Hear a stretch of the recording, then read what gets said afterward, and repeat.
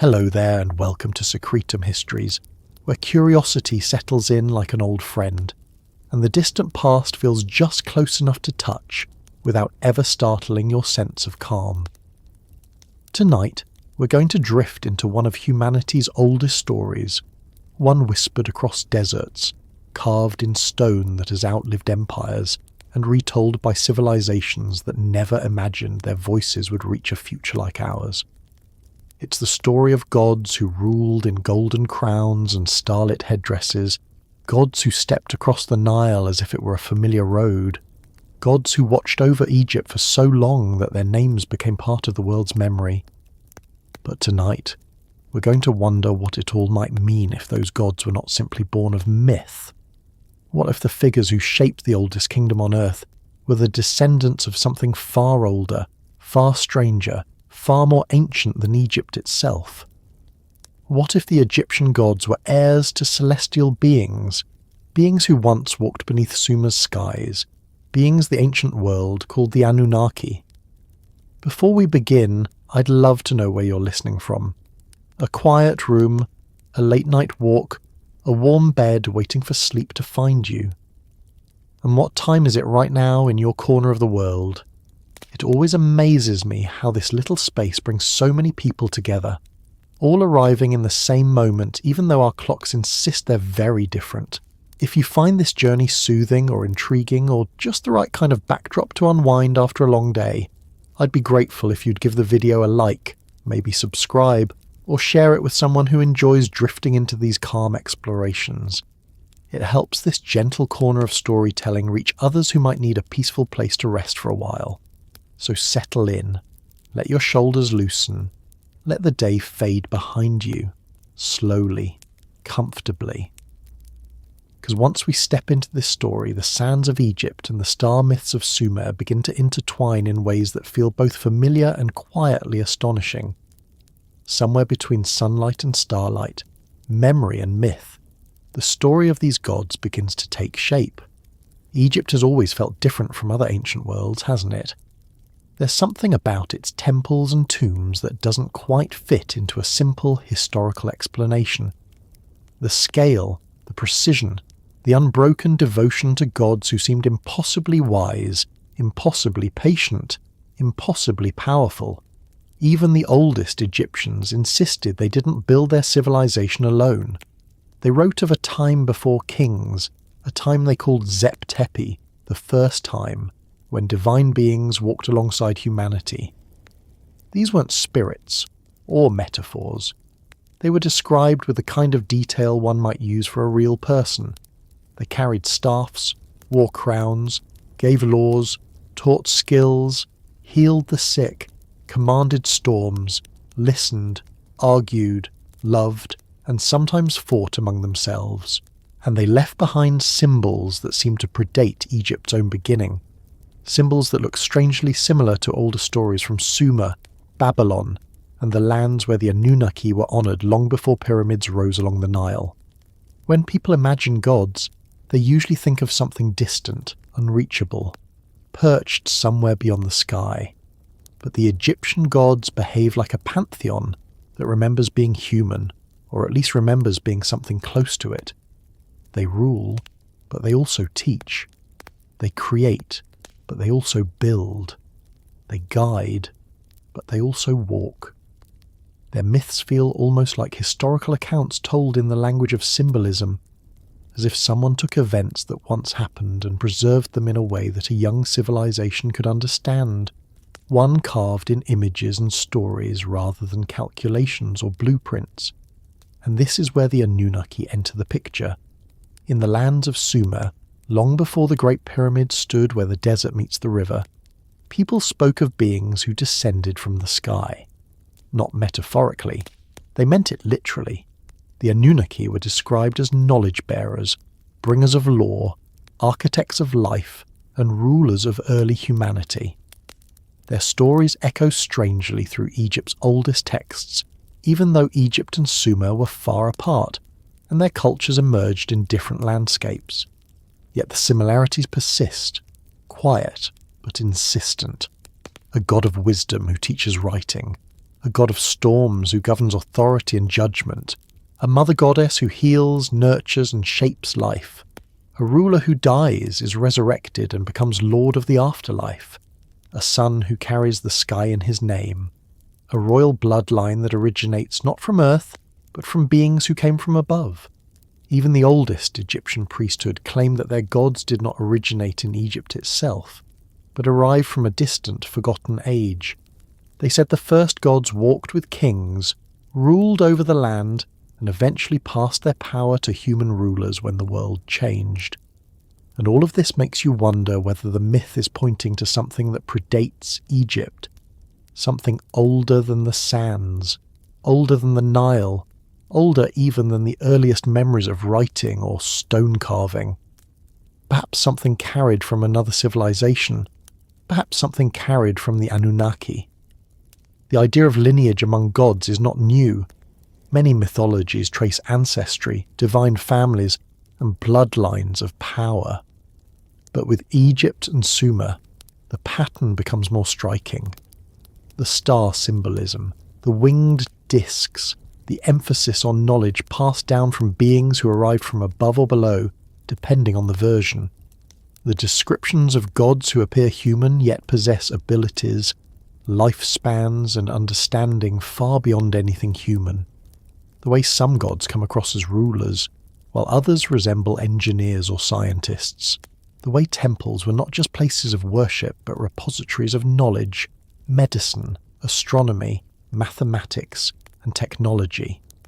If one civilization had contact with beings who carried extraordinary knowledge, and that civilization preserved the stories of those beings as gods, then what would happen when some of those same beings journeyed to another land, a land destined to become Egypt? The stories would travel with them, the symbols would travel with them, the teachings would travel with them, and in the new land, the beings who once ruled in Sumer would become known by new names, surrounded by new myths, adapted to a new river and new sky. Different names, but perhaps the same origins. Imagine standing on the early banks of the Nile thousands of years before written history. The landscape would be both harsh and promising, a place where life clung to the river and everything beyond it stretched into dry silence. Now imagine a group of travellers arriving there, not merely as wanderers but as knowledge bearers. They would have tools and skills the early people had never seen. They would understand construction, agriculture, irrigation, astronomy. They would know how to measure time, how to shape stone, how to organise labour, how to heal the sick. To the people of that age, such beings would not simply be teachers, they would be gods. Over time, as generations passed, memories would blur, the details would soften. The beings themselves might retreat from the world or depart altogether depending on which myth you follow, but their legacy would remain, passed on through symbols and temples preserved in rituals, embedded in the stories told around fires, then in carvings, then in hieroglyphs. And eventually those beings who once came from the plains of Sumer would be woven into Egypt's divine family tree. This is the space where our story waits tonight, in the delicate line between myth and memory, in the possibility that the Egyptian gods were not invented by human imagination, but inherited from an older world. A lineage that stretches back to the Anunnaki, reshaped by the Nile, reborn in a new land, given new names and new forms, but carrying within them an origin far beyond Egypt's borders. And as this idea begins to settle, you might feel the way the ancients did when they told stories of beings who arrived in glittering raiment, or descended from stars, or emerged from sacred boats on the river. Stories that didn't feel like mere imagination, but like something remembered, retold, preserved. Stories that carried the weight of origins. And as we drift from this beginning into the deeper telling, we'll follow those quiet threads, watching how the echoes of Sumer stretch into Egypt, how Thoth reflects Enki, how Horus mirrors the Sky Kings, how Isis carries the resonance of ancient goddesses who shaped life before Egypt had a name. The sands don't keep much, but the stories do, and in those stories something stirs that feels older than either civilization. So let's keep moving gently forward, letting the night settle around us as the story expands. The desert has a long memory, and somewhere in that memory, something remarkable begins to take shape as the tale continues. The story of Egypt usually begins with names. Names carved in stone, painted on walls, whispered in rituals, carried through thousands of years by scribes who treated writing like a sacred duty. But there was a time long before any of those names existed, long before the first hieroglyph found its place on a temple wall, long before the Nile had kingdoms along its edges. If you move far enough back into that deep stretch of time, you reach a quiet landscape where the desert winds were the only things that spoke. It was a world without gods, without pharaohs, without cities, without the familiar symbols we now associate with ancient Egypt. And into this silent age, something arrived that would reshape everything that followed. People often imagine early humans walking across these deserts as if they were completely disconnected from the rest of the ancient world. But early humans travelled more than we expect. They followed rivers, hunted gazelles, gathered reeds, and drifted along the Nile's younger, wilder flow. They built small shelters out of mud and brush. They left behind beads carved from shells that came from coasts far away. And in their wanderings they told stories that tried to explain the strange world around them. Stories of the stars, stories of storms, stories of birth and death. None of these early people would have known that their descendants would one day rule empires, measure time with a precision that would astonish the world, or carve monuments so large that even modern cranes stare up at them with mild mechanical concern. But something was already moving across the horizon, something that would set all of that in motion. Some of the earliest Egyptian traditions insist that their civilization began not with humans, but with beings who appeared before history. They called these beings the Shemsu Hor, the followers of Horus, divine or semi-divine figures who ruled long before any human king. Their reigns were said to be impossibly long, their knowledge impossibly deep. And the way these myths describe their arrival is strangely matter-of-fact. They came from somewhere else. They walked across a desert that had no cities yet. They brought skills that the early inhabitants did not possess. They were honoured not because they demanded worship, but because they carried something extraordinary. Knowledge that changed everything. These stories are not isolated. In fact, they echo something even older from a land far to the east, where rivers flowed between plains of fertile silt, and the world's first cities began to rise. In ancient Sumer, the people spoke of the Anunnaki, beings who descended from the sky to teach humanity the first arts of civilization. They taught writing, law, agriculture, astronomy, medicine. They ruled in cycles, each with kings whose reigns stretched longer than human lifespans. They worked with humans, not above them. And they left behind stories so detailed that even today scholars argue about what parts are myth, what parts are metaphor, and what parts might be distant memories of something that once happened. If you lay these two traditions side by side, something interesting begins to happen. The timelines blur, the names change, the landscapes shift, but the pattern remains. In Sumer, beings arrive from the sky and begin to shape human life. In early Egypt, beings arrive from somewhere outside the Nile Valley and begin to shape human life, and both civilizations start with the same kind of claim, that knowledge was inherited, not invented. Now imagine the world before either civilization fully formed. The deserts between the two regions were not as empty as we imagine. There were ancient routes that traders used long before writing existed. Groups of nomads drifted between hills and oases, following seasonal rains and herds. If someone, or something, were travelling westward from the lands near Sumer, the pathway to Egypt would not have been impossible. It would have been difficult, yes, but not unthinkable, especially if the travellers were not ordinary, especially if they carried a purpose. The idea of beings crossing deserts brings to mind dramatic scenes, glowing crafts, beams of light, thunderous arrivals, but ancient texts rarely describe anything so theatrical. Instead, the early stories speak of arrivals that felt almost natural. A boat gliding across the sky, a beam of brightness descending at dawn, a shimmering presence that stepped out of the light, or more quietly, strangers appearing at the edge of a settlement with tools and knowledge the locals had never seen. The descriptions are ambiguous enough that they could fit many possibilities, and that's part of what keeps the mystery alive. If the Anunnaki were real beings who interacted with humanity, and if some of them travelled west into the land that would become Egypt, they wouldn't have needed miracles to make an impression. Imagine early humans who had never seen metal tools encountering someone who understood metallurgy.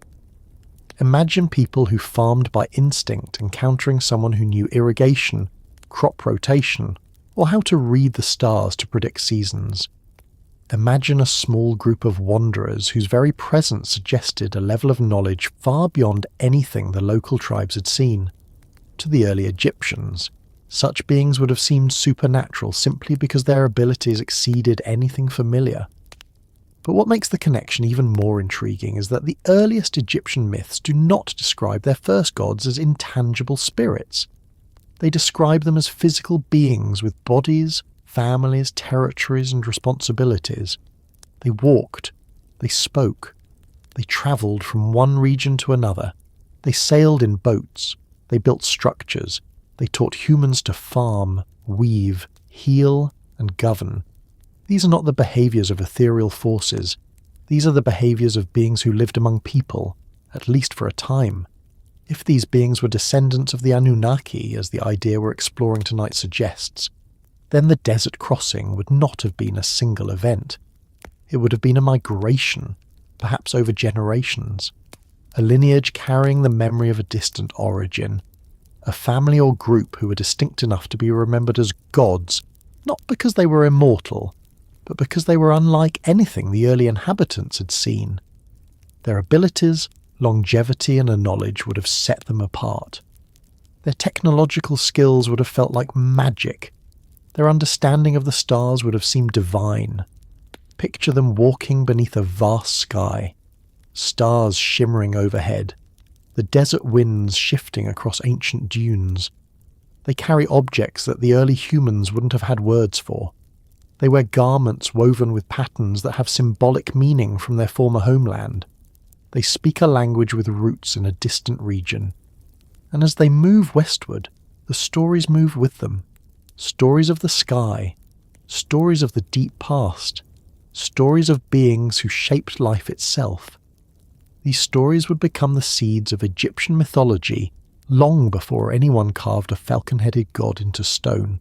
One of the most compelling pieces of this imagined migration lies in the symbolic overlap between the two cultures. The winged disc appears in both Sumerian and Egyptian art. The idea of divine kingship is central to both societies. The structure of the pantheon, sky god, earth god, wisdom god, mother goddess, storm god, remains remarkably consistent. Even the concept of a god who dies and is resurrected appears in both traditions long before Egypt and Sumer communicated in any recorded way. Scholars often argue that these similarities arise from shared human imagination. But if the beings who inspired these stories travelled from one region to another, carrying their lineage with them, then the continuity becomes easier to understand. Another clue rests in the ancient Egyptian belief that their gods arrived before humans fully understood themselves. They spoke of a time when the gods ruled directly, not as metaphors but as leaders. They claimed these beings were taller, wiser, stronger, and lived longer. Their lifespans were measured not in decades but in centuries. Their births and deaths were marked not by human rituals but by cosmic events. These descriptions align eerily with the Sumerian accounts of the Anunnaki, who were said to live far longer than humans and possess abilities far beyond ordinary understanding. But what brings this story closer to reality is the detail that both traditions insisted the gods eventually withdrew, not because they were defeated, and not because they perished entirely, but because the world changed. In the Sumerian texts, the Anunnaki receded after a great upheaval. In Egypt, the gods withdrew after the age of the first time, leaving humans to rule in their stead. Neither tradition describes this withdrawal as violent. It was more like a transition, a passing of responsibility. The gods left behind structures, rituals, teachings, and lineages. And in Egypt, they left behind the pharaonic line, which claimed direct descent from these early beings. All of this suggests that the first divine figures in Egypt were remembered not as pure myths, but as ancestors. Ancestors who were once real, once physical, once present. The desert crossing, then, becomes not the dramatic arrival of extraterrestrial beings, but a migration of a deeply unusual lineage.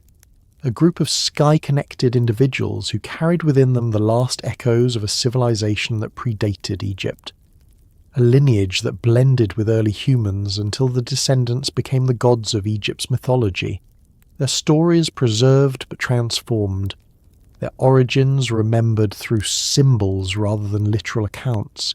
And so, before the first names emerged, before the hieroglyphs captured the shapes of gods and kings, there was this quiet moment in history, a moment when the desert winds carried travellers whose origins lay far beyond the Nile, a moment when early humans met beings who brought a different kind of knowledge, a moment when the seeds of Egypt's divine world were planted not by imagination alone, but by the presence of those who carried the memory of the Anunnaki.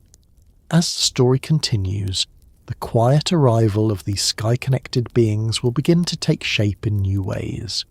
Their identities, their roles, and the legacies they left behind will slowly emerge as we move deeper into the unfolding tale. When people imagine the beginning of Egypt, they often picture a fully formed civilization.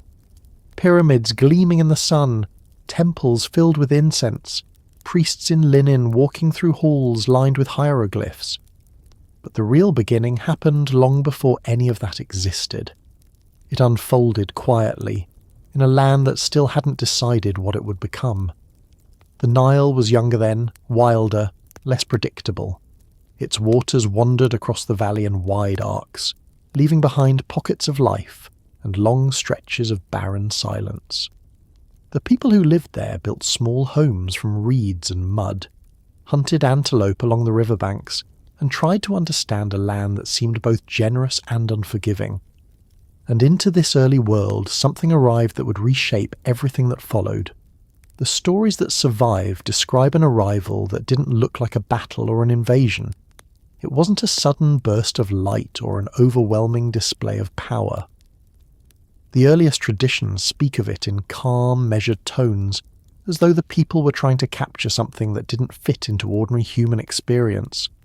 Some versions say they came by sky, descending into something bright enough to be remembered for thousands of years. Others say they came by water, sailing in boats unlike anything the locals had ever seen, boats said to shimmer even in the darkest hours before dawn. And still others describe them simply appearing on the horizon, walking with the steady confidence of those who know exactly where they are going. However it happened, the people who witnessed it saw something that left a mark so deep that it became the foundation of every myth that followed. The earliest inhabitants of the Nile Valley were used to travellers, traders from the west, tribes from the south, wanderers from the Levant occasionally passed through. But these new arrivals were different. They looked human, but there was something about them that didn't quite fit the scale of the familiar world. They stood taller, spoke differently, and carried themselves with a calm sense of purpose. They weren't there to take land or demand allegiance. They were there to do something else, something the early people couldn't yet understand. And this is where the idea of their origin begins to stir. If they were descendants of the Anunnaki, if they carried within them the legacy of beings who once ruled in Sumer, then their arrival along the Nile would not have been a coincidence. It would have been a continuation of something older, something deliberate. The stories from Sumer tell of beings who understood the rhythms of rivers, the cycles of stars, and the ways of shaping land into fertile ground. The Nile, unpredictable and powerful, would have been a place worthy of their attention, a land waiting for guidance, a land ready to be transformed. The early Egyptians didn't leave written accounts of these first contacts. Their writing system would not emerge for thousands of years, but they left memories that eventually became myths. They spoke of a time before kings, when the gods themselves walked the land. They described beings who came from distant realms, who brought order where there had been none, who taught the first humans how to survive the unpredictable floodwaters, and they placed these stories at the foundation of their civilization, insisting that everything great that Egypt ever became began with those who arrived before the first names were given. Imagine for a moment what the Nile Valley might have looked like through the eyes of those who arrived. The river winding like a dark ribbon through a vast valley of gold, the sky stretching endlessly above them, filled with stars they recognized not as distant lights, but as markers of a cosmic map. The people who lived along the river watching with curiosity, unsure whether to approach or flee. And these visitors, carrying the knowledge of a forgotten world, stepping onto the riverbank with a sense of familiarity, as though they had been here before, or at least imagined it long enough to know what to expect.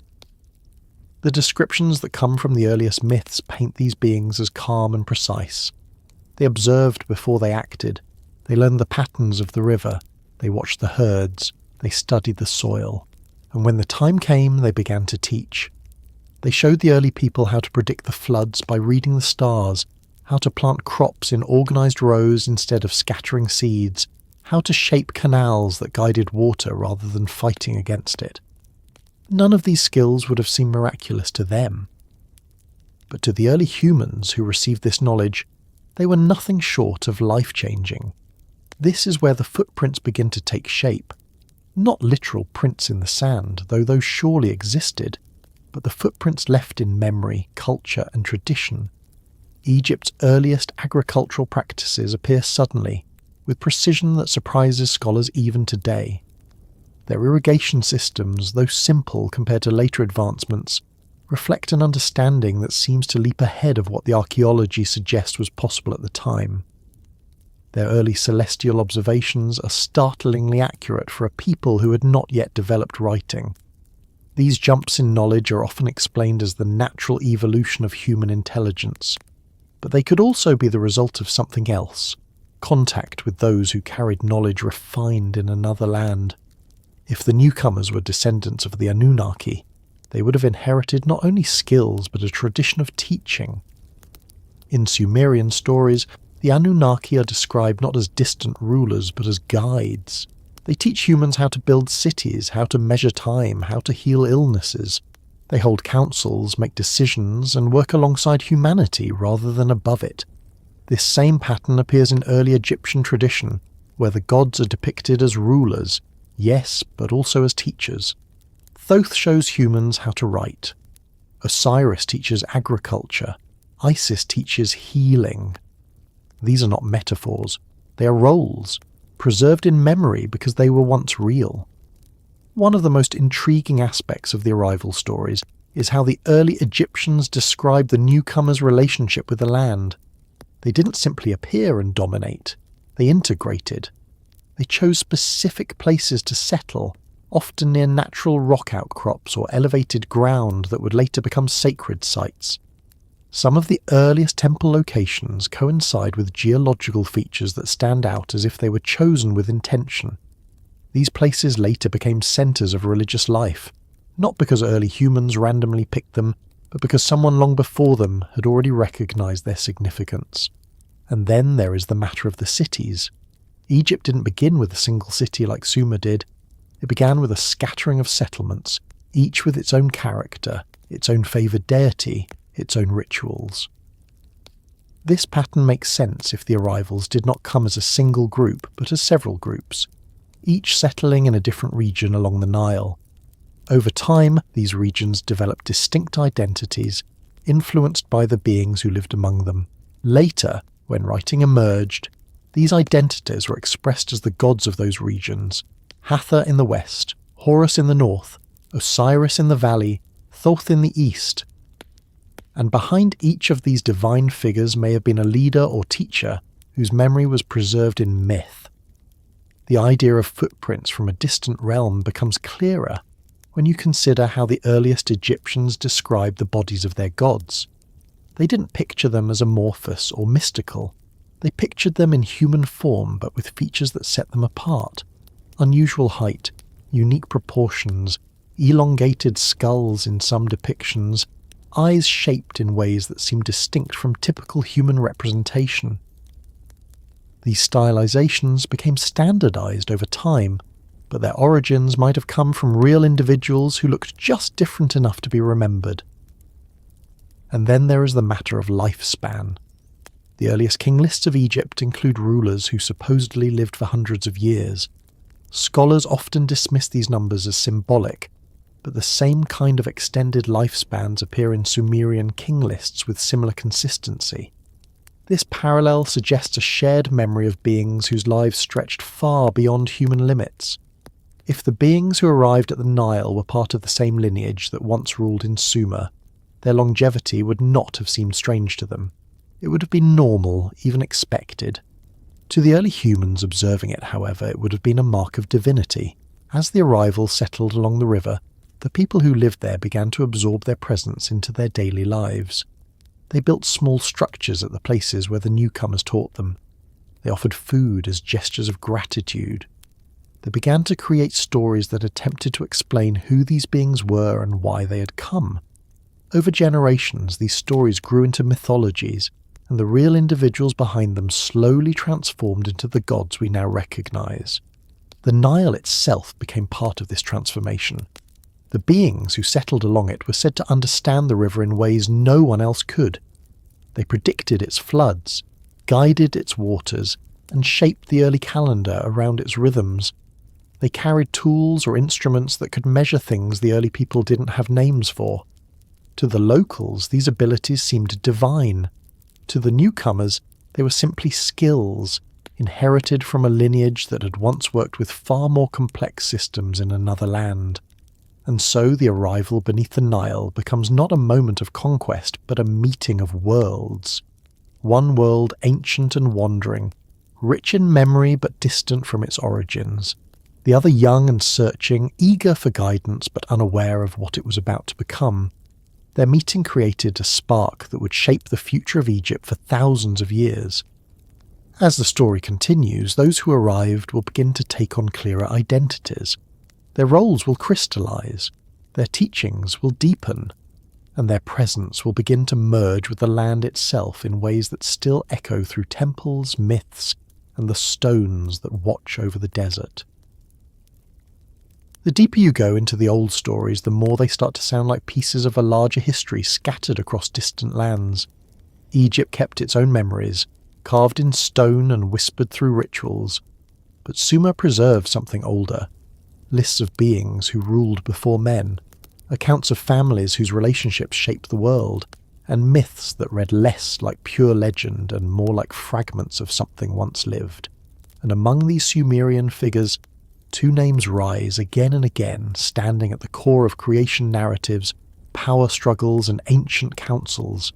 Enki and Enlil, brothers, rivals, leaders, and architects of destinies that later civilizations would inherit, sometimes without realizing the lineage they were echoing. If the Egyptian gods were in any way descendants of the Anunnaki, then the threads leading back to Enki and Enlil become more than mythological curiosity. They become the roots of a family tree that travelled from one civilization to another, reshaping itself along the way. And in understanding these two ancient figures, the picture of early Egypt begins to take on a new shape, one that reaches further back than the Nile Valley and stretches into the memory of a world that existed long before Egypt had a name.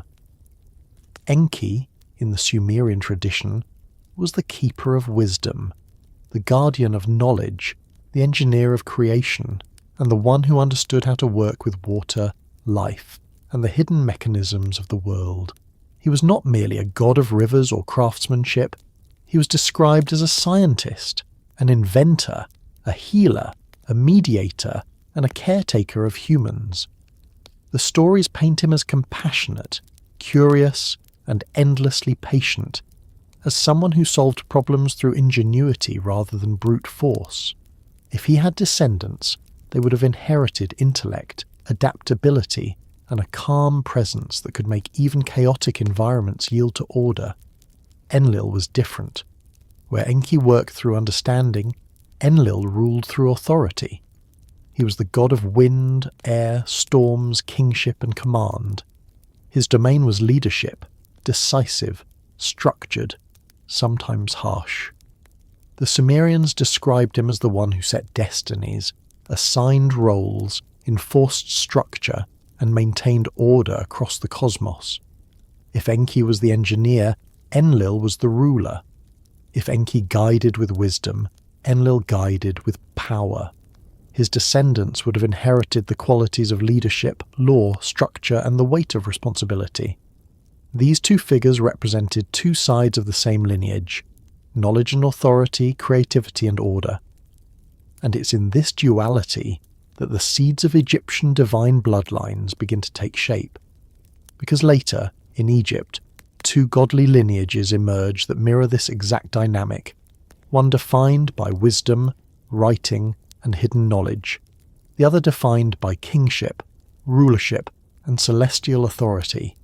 Thoth and Re, Osiris and Horus, Set and the Storm. These roles feel familiar not because they were invented in Egypt, but because they echo something older, something that came from the deep memory carried by the ancestors who arrived long before Egypt was Egypt. Imagine those early arrivals along the Nile, descendants of a lineage shaped by the rivalry and cooperation of Enki and Enlil. They would not have introduced themselves as gods. They would have come as leaders, teachers, and bearers of traditions preserved through generations. But the early people, watching these newcomers use skills that seemed beyond anything human, would have seen divinity where the newcomers saw inheritance. And as stories grew across generations, the descendants of Enki and Enlil became divine not because they demanded worship, but because the people who lived alongside them lacked any other language to describe what they witnessed. One of the most fascinating aspects of the Enki-Enlil dynamic is how their roles eventually were absorbed into Egyptian cosmology, even though Egypt and Sumer did not share borders, languages, or early cultural traditions. Yet Egypt developed a god of wisdom who knew the secrets of writing and time. It developed a god of kingship who commanded the heavens and upheld order. These roles appear not as inventions but as memories that travelled through bloodlines, preserved not in texts but in the cultural identity of those who carried them. If the arrival along the Nile included individuals descended from the line of Enki, then it is easy to imagine how early Egyptian practices connected themselves to knowledge. The first calendars, the first star charts, the first organised irrigation systems all appear with surprising sophistication, and later, Thoth emerges in Egyptian tradition as the great recorder, the one who gives writing to humanity, the one who measures the heavens, the one who keeps balance between forces. These roles match Enki with uncanny precision, not because Egypt copied Sumer, but because both traditions may have remembered the same ancestral figure in different ways. On the other side of the lineage, the qualities of Enlil, authority, rulership, wind, sky, kingship, find their echo in gods like Horus and Ra. Horus, the sky god with dominion over kingship, leads Egypt's rulers through symbolism and inheritance. Ra, the solar sovereign, carries the mantle of leadership and cosmic order. Even the idea of destiny written in unchangeable form, prominent in both Sumer and Egypt, reflects the ancient belief that certain figures were meant to rule because of who they were, not because of the circumstances of their birth. And at the centre of both traditions is a tension, a quiet, ongoing negotiation between the needs of leadership and the needs of wisdom, between Enlil's command and Enki's guidance. This same tension appears in Egyptian myths, not as a rivalry but as a balance of functions. The pharaoh rules, but the scribes and priests understand. The sun commands, but the moon remembers. The sky gives authority, but the underworld preserves knowledge. These distinctions feel less like mythology and more like a cultural memory shaped by a lineage that carried both traits across deserts and generations. the seeds of divine bloodlines become more evident when you consider how ancient Egyptians viewed their pharaohs. They didn't claim to be descendants of random gods. They claimed to descend specifically from the skyborn ones, the ones who ruled before humans, the ones whose blood carried something extraordinary. This belief wasn't symbolic, it was literal. The pharaoh's bloodline was considered sacred because it traced itself back to those who came from the east, from the first land, from the beginning, depending on the version you read. These descriptions align more closely with migrations from the regions near Sumer than with any internal cultural evolution. And then there is the matter of the rituals that Egyptian royalty practiced. The coronation ceremonies, the emphasis on the right to rule, the idea of divine inheritance, all mirror Sumerian practices associated with the descendants of Enlil. In Sumer, kingship was said to descend from heaven, not metaphorically but as a literal inheritance from cosmic ancestors. In Egypt, the pharaoh was the good god, the living embodiment of Horus, inheriting rulership from a divine lineage. The parallels grow stronger the deeper you go. At the same time, the priesthood in Egypt held knowledge, writing, and the hidden workings of the world, roles mirroring the followers of Enki and Sumer, who maintained the me, the laws of reality, the principles that governed existence. This division between ruling authority and knowledge-bearing authority feels like a cultural echo of the ancient dynamic between Enlil and Enki. If the descendants of Enlil settled primarily in the northern part of the Nile Valley, their dominance in leadership roles makes sense. If the descendants of Enki settled further south or east, their association with wisdom, healing, and sacred order also becomes clearer. Over time, these lines blurred, merged, intermarried, and transformed into the unified mythological landscape of Egypt. But at the beginning, when the footprints were still fresh, the distinction would have been noticeable. The idea of a divine bloodline takes on a new dimension when you consider that the earliest Egyptian kings were described not simply as humans, but as beings who carried the essence of the first ones. This wasn't meant as metaphor, it was genealogy. Their right to rule came from their lineage, and that lineage traced itself back to those who arrived before the first written names existed. If those early rulers descended from individuals connected to Enki and Enlil, then the pharaonic bloodline becomes not just a political institution, but the continuation of an ancient family whose origins were rooted in another world, another land, another age. The seeds of these divine bloodlines were planted long before Egypt rose into a kingdom, long before pyramids marked the horizon, long before scribes began to record the deeds of kings. They were planted when a group of unusual beings stepped across the desert and saw in the Nile a place worthy of cultivation. They brought with them memories of a cosmic conflict, traditions of divine rulership, rituals of inheritance, and knowledge that had shaped Sumerian civilization. They carried the stories of Enki and Enlil not as distant myths, but as family history, encoded in their culture, their practices, and their way of life. Over time, as each generation grew further from the original arrival, the memories softened. The literal origins faded into symbolism. The lineage became mythology. Enki's wisdom became the domain of Thoth. Enlil's authority became the throne of Horus. The ancestral conflicts became the stories of Set and Osiris. What had once been real slowly shifted into religious narrative, not because the truth was lost, but because the world changed around it. And yet, the echoes remain. The way the Egyptian gods behave, the way they interact, the way they govern, the way their roles mirror those of the Sumerian deities, all of it suggests a shared ancestry, a connection carried through the descendants of beings who once ruled in another world.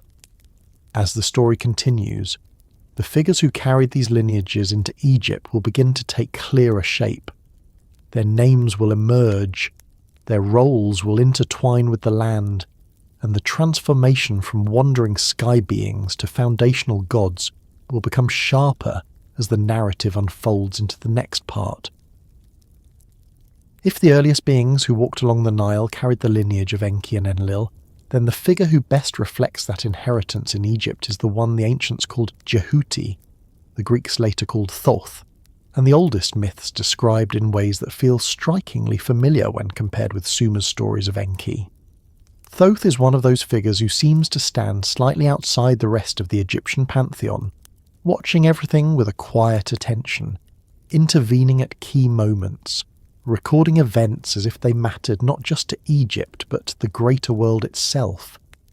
The Egyptians remembered him not just as a god of writing or wisdom, but as a presence that guided ages, measured cycles and carried knowledge older than the land he chose to inhabit. To understand how Thoth fits into the lineage of the Anunnaki, you have to look at the qualities that define him. He is the architect of writing, the master of timekeeping, the one who codifies law, the one who heals through knowledge rather than brute force.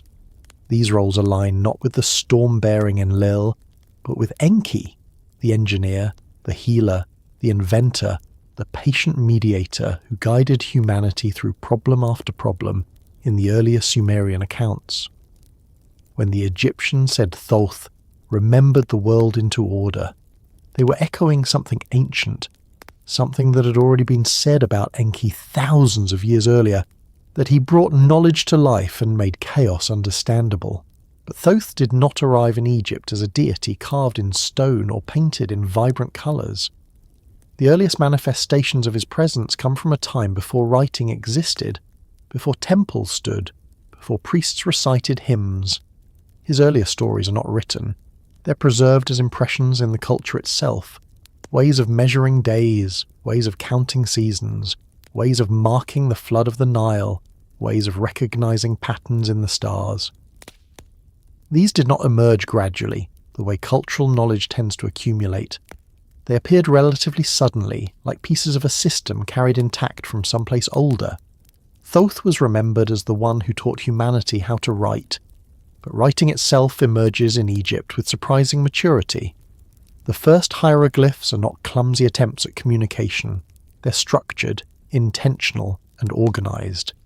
They appear already tied to administration, astronomy, religion, and royal authority. This kind of sophistication suggests not a slow evolution but an introduction, someone teaching rather than humans discovering the system on their own over centuries.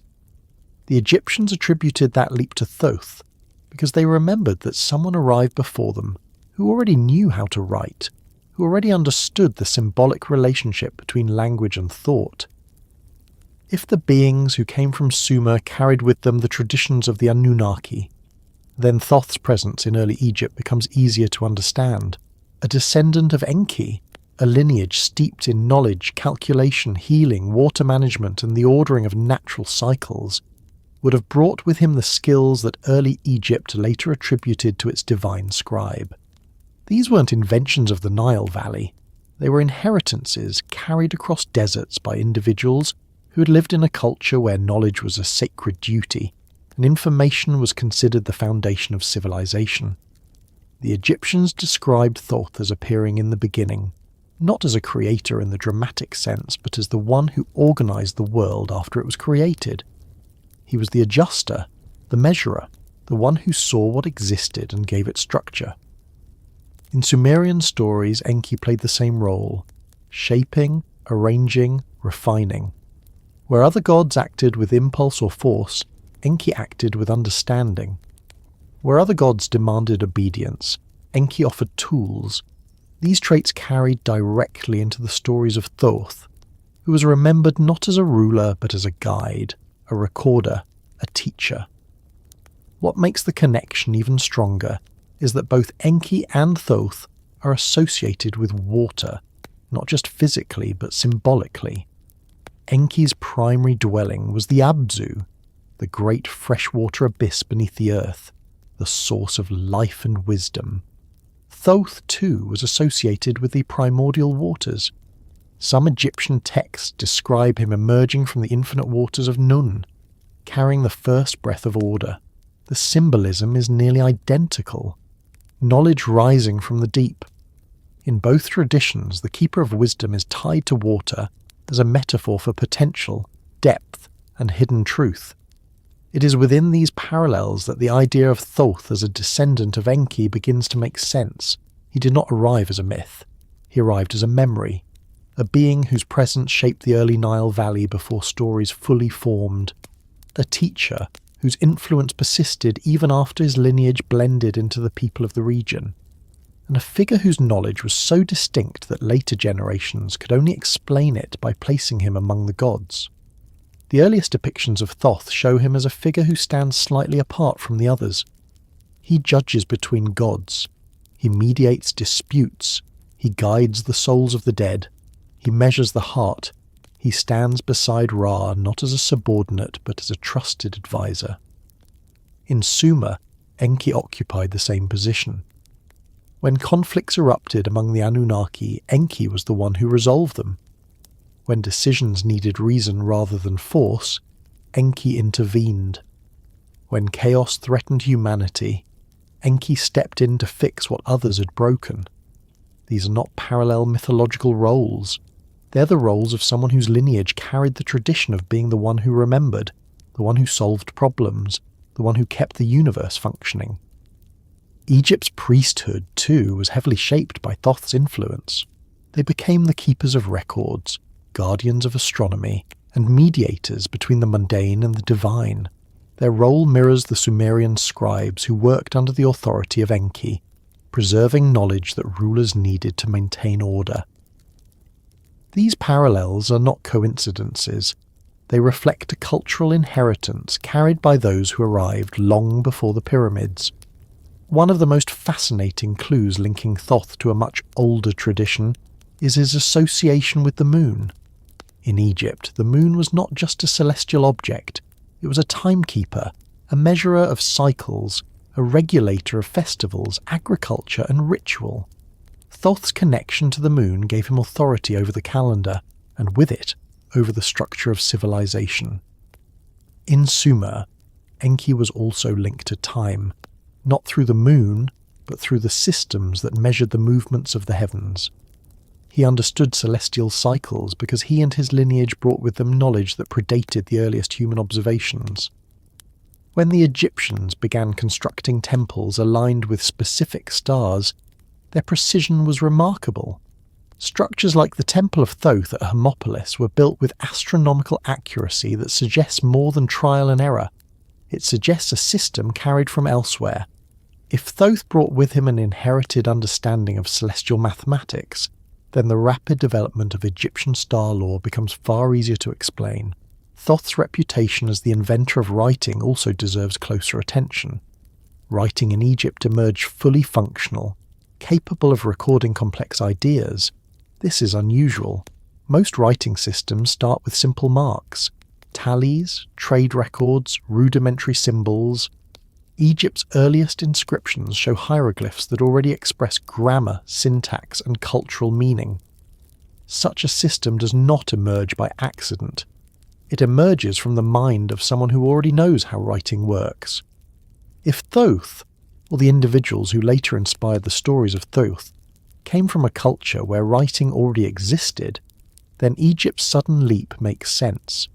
The Egyptians also credited Thoth with creating the words of power, the spells and formulas used in rituals. These weren't superstitions to them. They were precise combinations of language, intention, and action. In Sumer, Enki was said to control the me, the divine laws that governed reality. These were not magical incantations, but cosmic principles, knowledge that explained how things worked. The similarity in concept points to a shared origin, a shared way of thinking about knowledge as something sacred and foundational. Thoth's presence in myth grows larger the deeper you explore it. He is the one who helps Isis restore Osiris. He is the one who stands beside Ra in the solar boat. He records the weighing of hearts in the afterlife. He keeps track of the years of kings. He writes the histories of the gods. And in every story he appears not as a warrior but as someone who remembers, someone who understands, someone whose presence is essential not because of the force he wields, but because of the knowledge he carries. If Thoth descended from the lineage of Enki, this role becomes natural. He did not shape Egypt through power. He shaped it through memory. memory carried from a distant realm and preserved through generations that adapted to a new land. His influence can be seen in the way Egypt structured its government, designed its rituals, built its temples, and measured its days. It's not that Thoth taught every skill directly. It's that his presence set in motion a tradition of knowledge that shaped the identity of the civilization itself. Even the way Thoth is depicted, as a figure with the head of an ibis, calm, observant, deliberate, reflects the idea that he maintained a perspective that others did not. The ibis, a bird associated with stillness, observation, and quiet intelligence, became the symbol through which the Egyptians expressed what Thoth represented. He was not imposing. He was attentive. He was not overwhelming.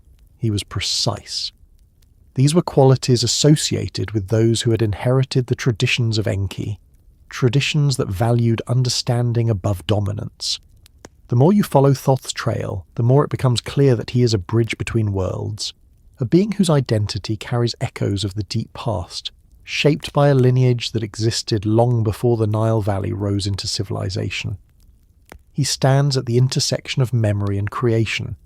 He is the one who brings with him knowledge that predates Egypt but finds its home there, reshaped into new forms while still carrying the essence of its origin. And as the story flows onward, the roles of others in this lineage begin to emerge. The memory of a star-born mother, the rise of a sky-watching sun, the deepening of a family whose roots stretch into the distant world of the Anunnaki. The presence of Thoth is just one piece of a larger tapestry, carrying us gently forward into what comes next. The story of Egypt often feels like a story shaped by kings, warriors, architects, and scribes. But beneath all of those layers, there is a quieter current that moves through the heart of its mythology, one carried not by weapons or monuments, but by the idea of nurture, restoration, lineage, and the power that holds creation together. And in that quiet current, one figure rises above all others: Isis. She is many things to many eras: mother, healer, queen, wanderer, protector, magician. But before any of those roles took shape in temples and hymns, she was remembered simply as someone whose origins did not seem entirely of this world. A presence who arrived carrying knowledge no one could explain. A woman whose abilities made her distinct long before anyone carved her name into stone. If Thoth represents the memory of Enki's lineage, the branch of knowledge, logic, and cosmic understanding, Isis represents a different echo. An echo tied to creation, continuity, fertility, and the protection of life. She is not the storm, nor the sky, nor the sun. She is the one who restores what is broken, who preserves what is fading, who ensures that life does not end simply because tragedy strikes. And in these qualities she reflects something older still, something that reaches far back into the Sumerian world, into the stories of the great mother goddesses who shaped early humanity's understanding of birth, healing, and transformation. In Sumer, before the tales of kings and wars, there were the stories of Ninhursag, the mother of gods, the one who shaped life from clay, who healed wounds no other deity could mend, and who oversaw the growth of humanity with a kind of patience that felt almost maternal even to the earlier storytellers. She was not just a goddess of fertility in the biological sense. She was the giver of form, the caretaker of creation, the presence who made worlds habitable. Her role was not passive, it was foundational. When the idea emerges that the Egyptian gods might be descendants of the Anunnaki, it's not Thoth or Ra or Osiris who anchors that lineage emotionally. It is Isis, because her qualities feel like an inheritance, something carried through generations, adapted to a new land, but unmistakably rooted in the ancient tradition of a mother figure who stood at the beginning of things. To understand Isis through this lens, you have to imagine a time before temples recognized her, before hymns praised her, before she became the central figure in Egypt's most enduring myth. In those earliest days, the beings who arrived along the Nile came not as deities but as a lineage, individuals shaped by traditions that predated the Nile Valley by ages, Among them, there would have been women who carried the legacy of Nin-Hursag, not as mythological characters, but as matriarchs who understood herbal healing, childbirth, the protection of community, and the delicate balance required to maintain life in harsh environments. Imagine a woman among the early arrivals, someone whose knowledge of healing surpassed anything the early humans had ever seen. She would have known how to treat infections using plants unfamiliar to the region, how to bind wounds in ways that minimize scarring, how to revive those on the brink of death. She would have understood anatomy not in the vague, experiential way that early humans did, but with precision inherited from a lineage that treated healing as both science and sacred duty. People watching her work would not have thought of her as merely skilled. They would have seen a miracle in motion, and over generations the memory of her actions could have transformed into the stories that later described Isis. When the Egyptians finally put her into written form, they didn't describe her as someone who merely belonged to the pantheon. They described her as the throne itself, the symbol of stability, legitimacy, and rightful inheritance. Her name literally became the hieroglyph for the royal seat. This connection makes more sense if she represented not just a goddess, but a maternal ancestor whose lineage granted legitimacy to the rulers who descended from her.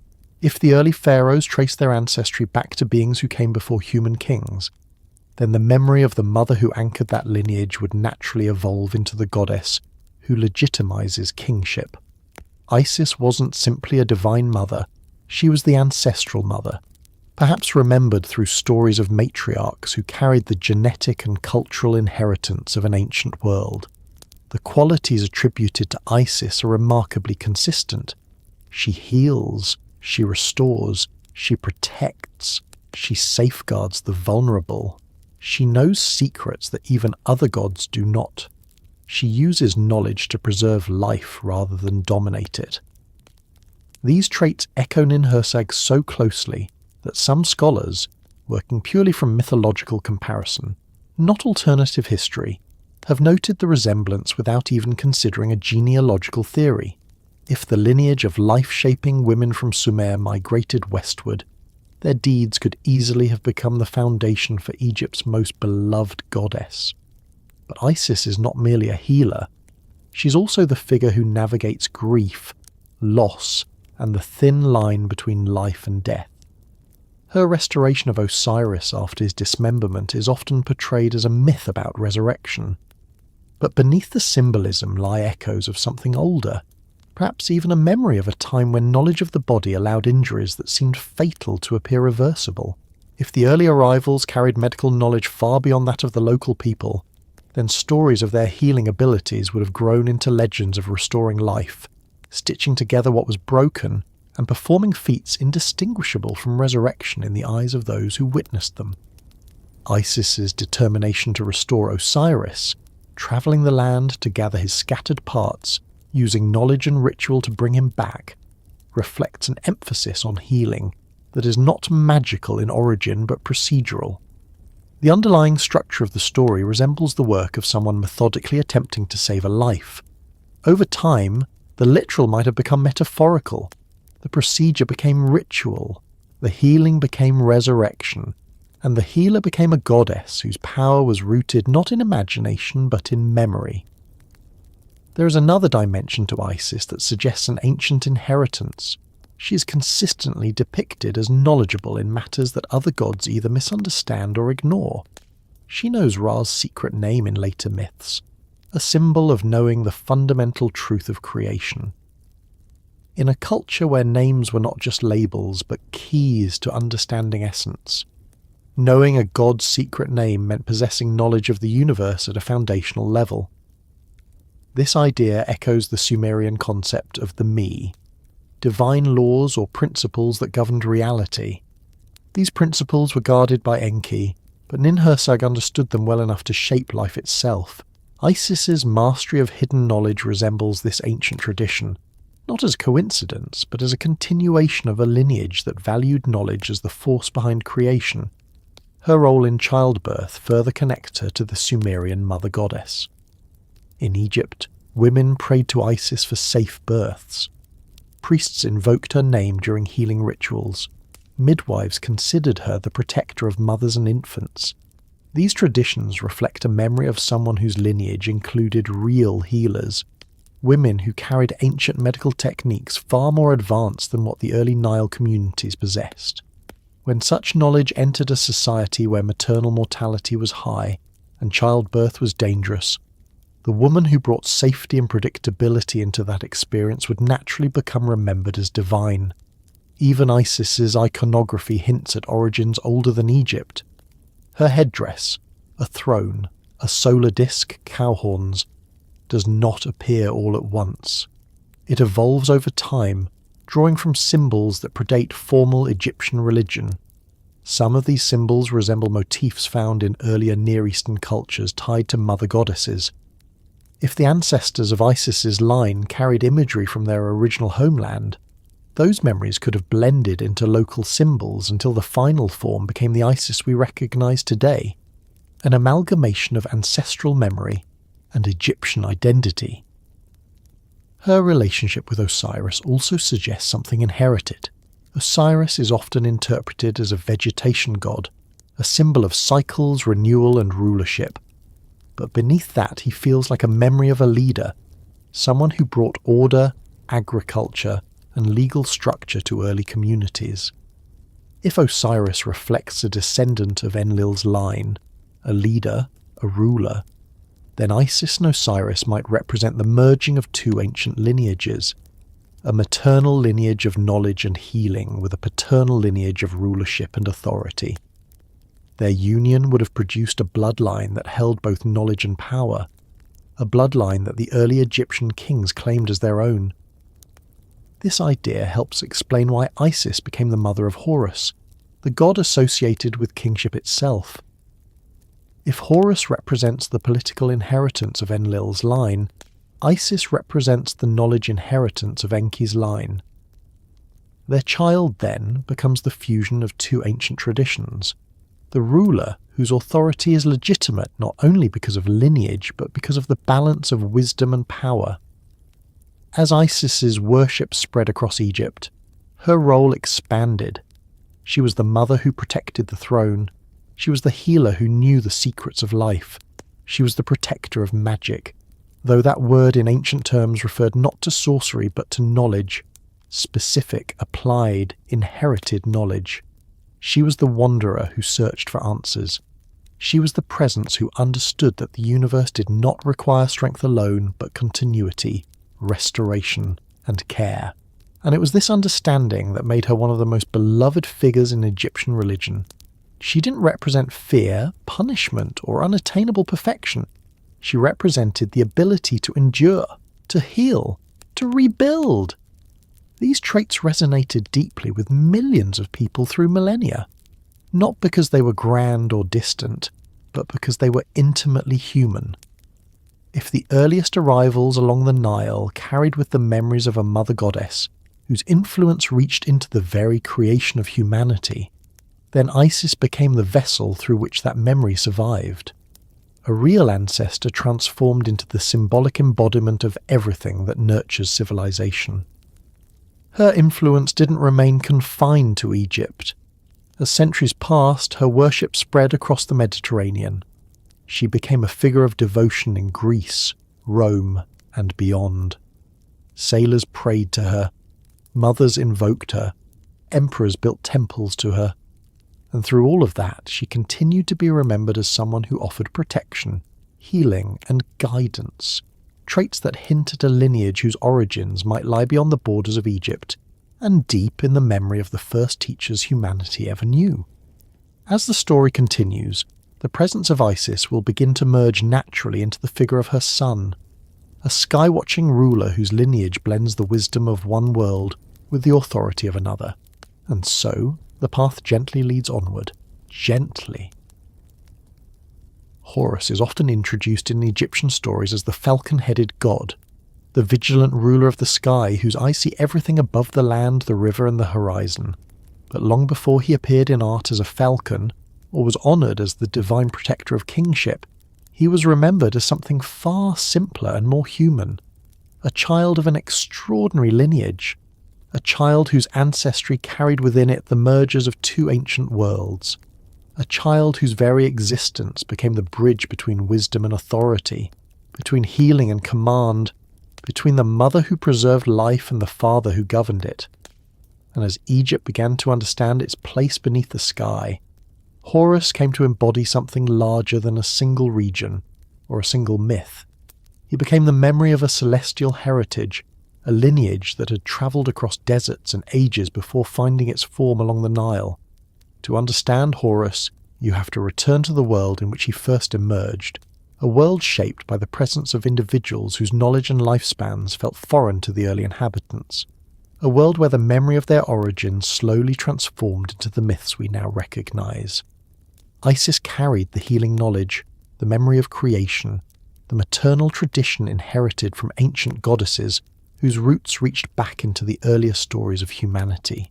Osiris carried the authority, the structure, the understanding of rulership that echoed the harsh but orderly legacy of figures like Enlil.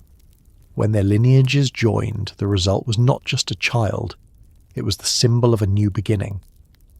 In Egyptian tradition, Horus is the heir, the one who is meant to rule, the one who inherits his father's authority, the one whose destiny is intertwined with kingship itself.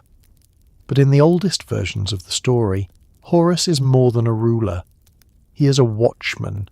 He observes the sky, moves with the stars, and stands guard over the world below. His form as a falcon was not chosen arbitrarily. Falcons are hunters, yes, but they are also the creatures that dominate the sky with exceptional vision. They rise above the landscape and see what others cannot. They navigate by patterns invisible to the rest of the animal kingdom. And that perspective, elevated, perceptive, connected to the heavens, is exactly what Horus came to represent. The early Egyptians believed that Horus was born in hiding, protected by Isis from those who sought to destroy him.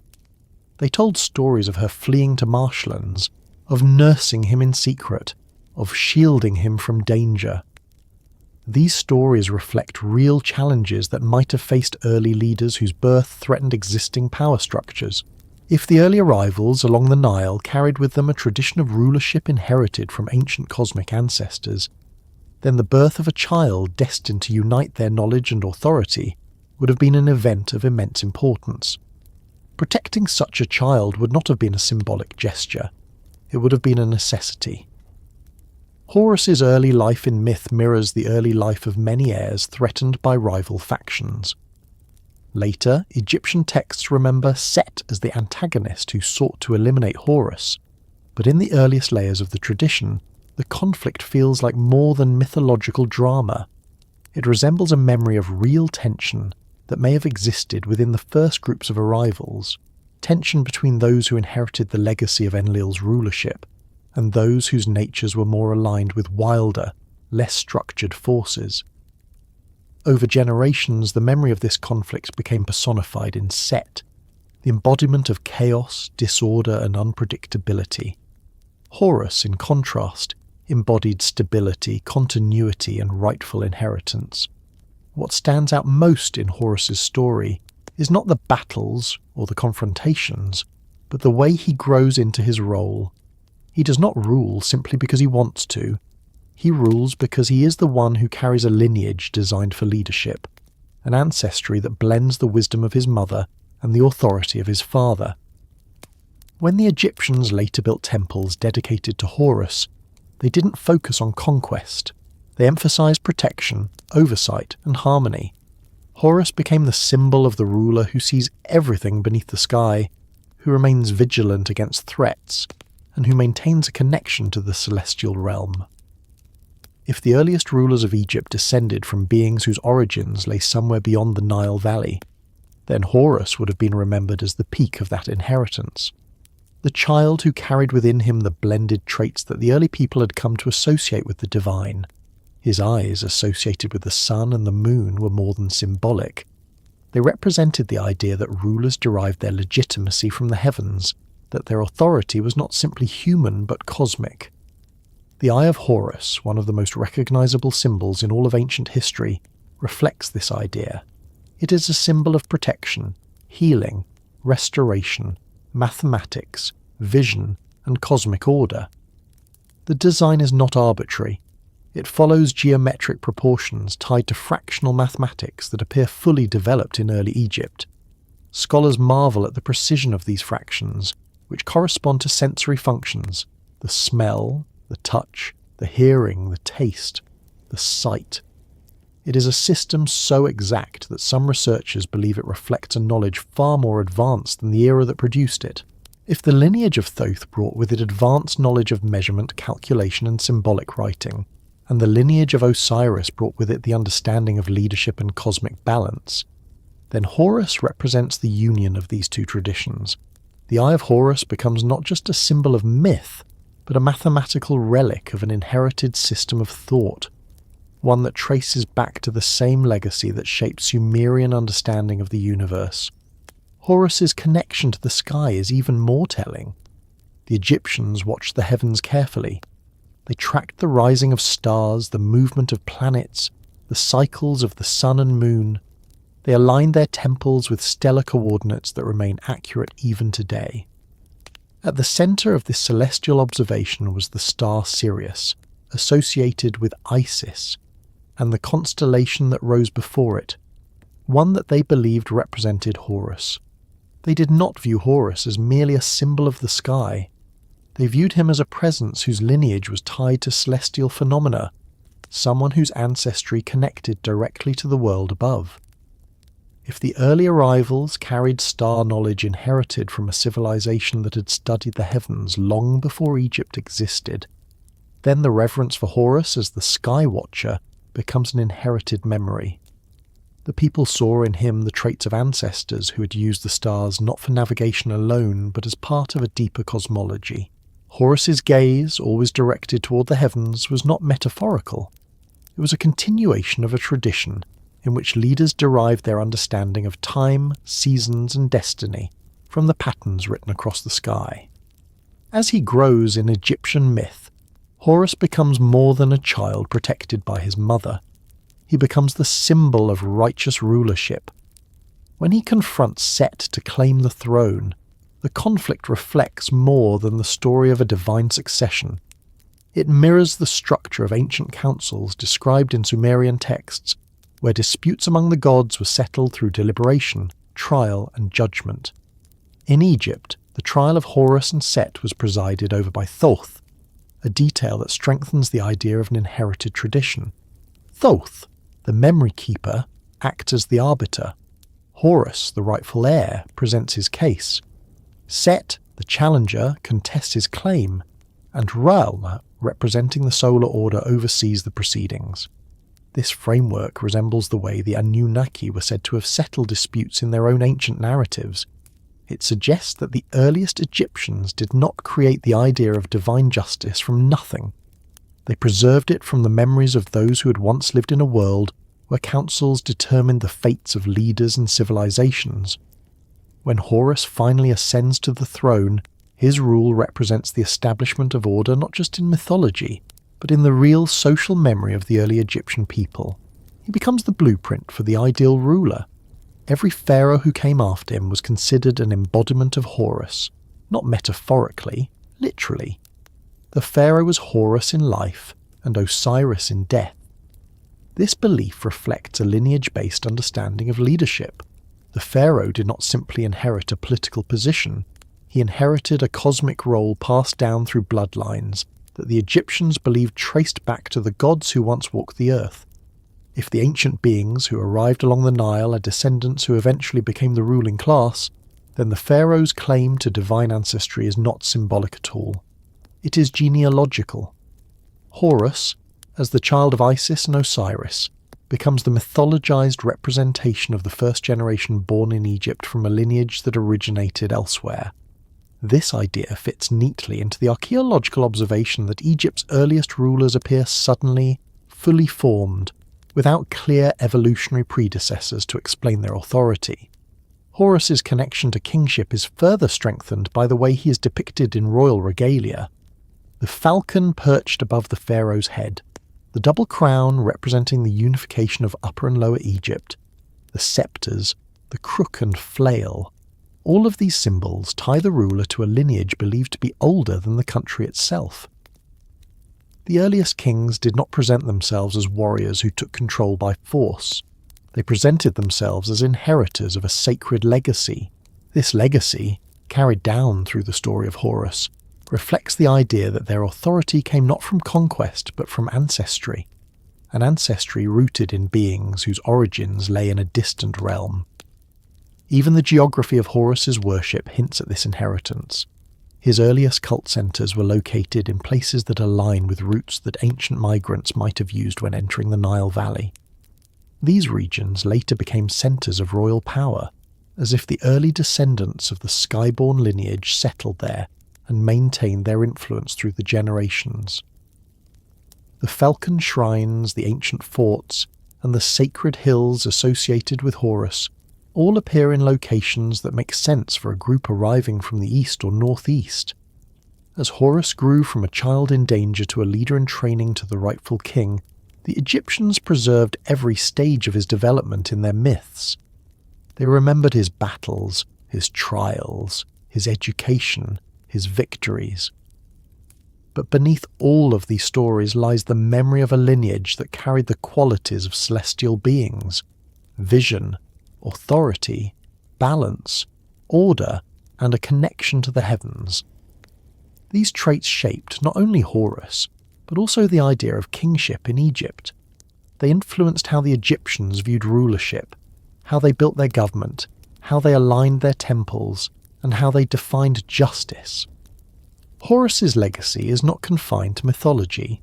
It is woven into every aspect of Egyptian civilization: the alignment of pyramids with Orion's belt, the positioning of temples to track the sun, the coronation rituals, the preservation of royal bloodlines through carefully controlled marriages, the belief that the pharaoh's body held a divine essence.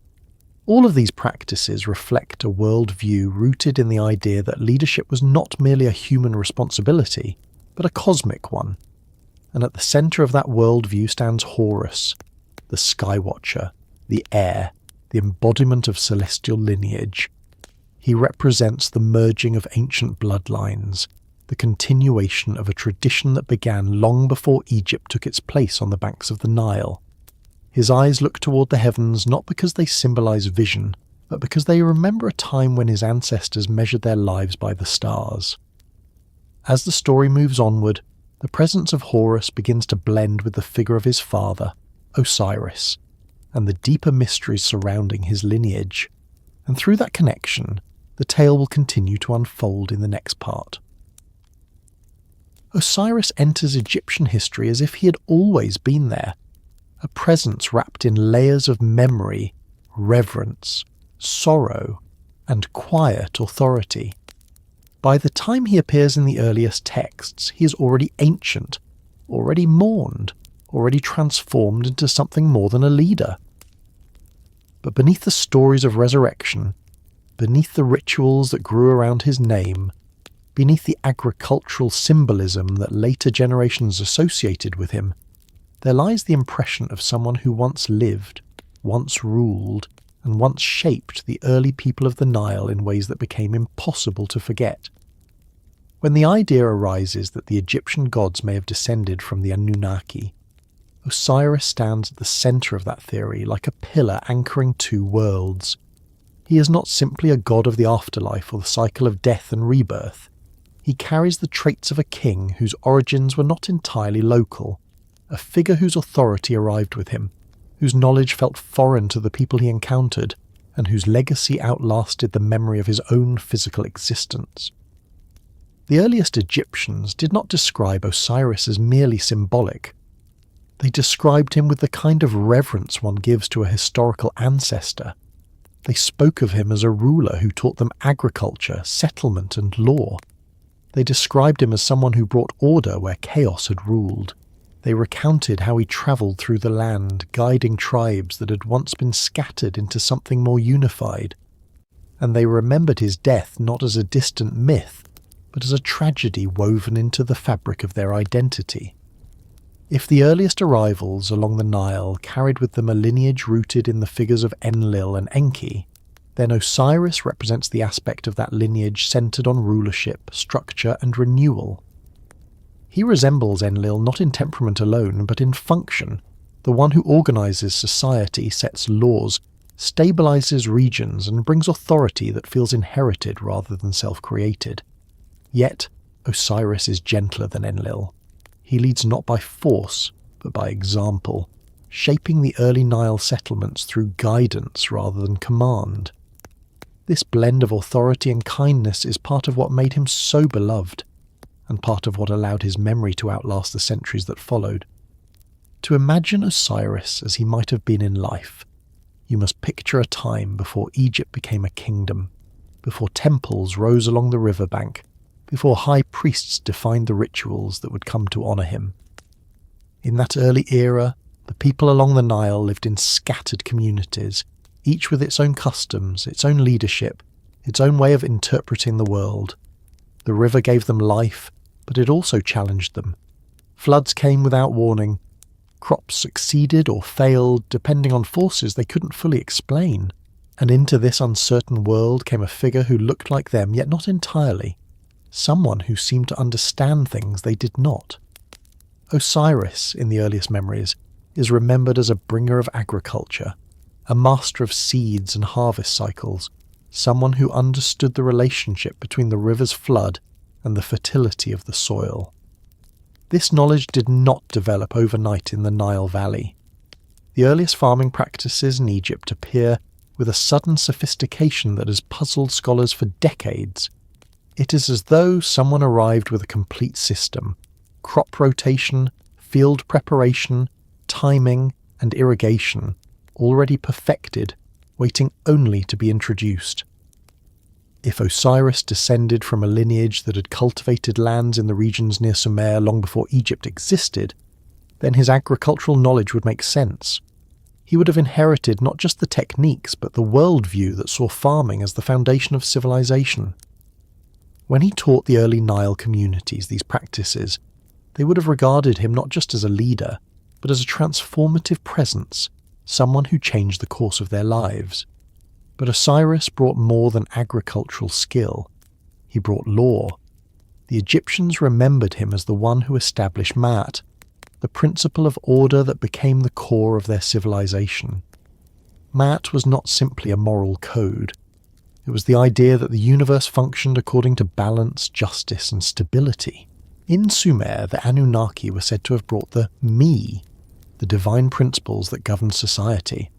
If Osiris carried with him an inherited understanding of such principles, his establishment of Ma'at becomes part of a much older tradition carried into a new land. The way Osiris is remembered in rituals reflects this ancient role. He is depicted not as a distant, intimidating god, but as a king who lived among his people, taught them, cared for them, and sought to improve their lives.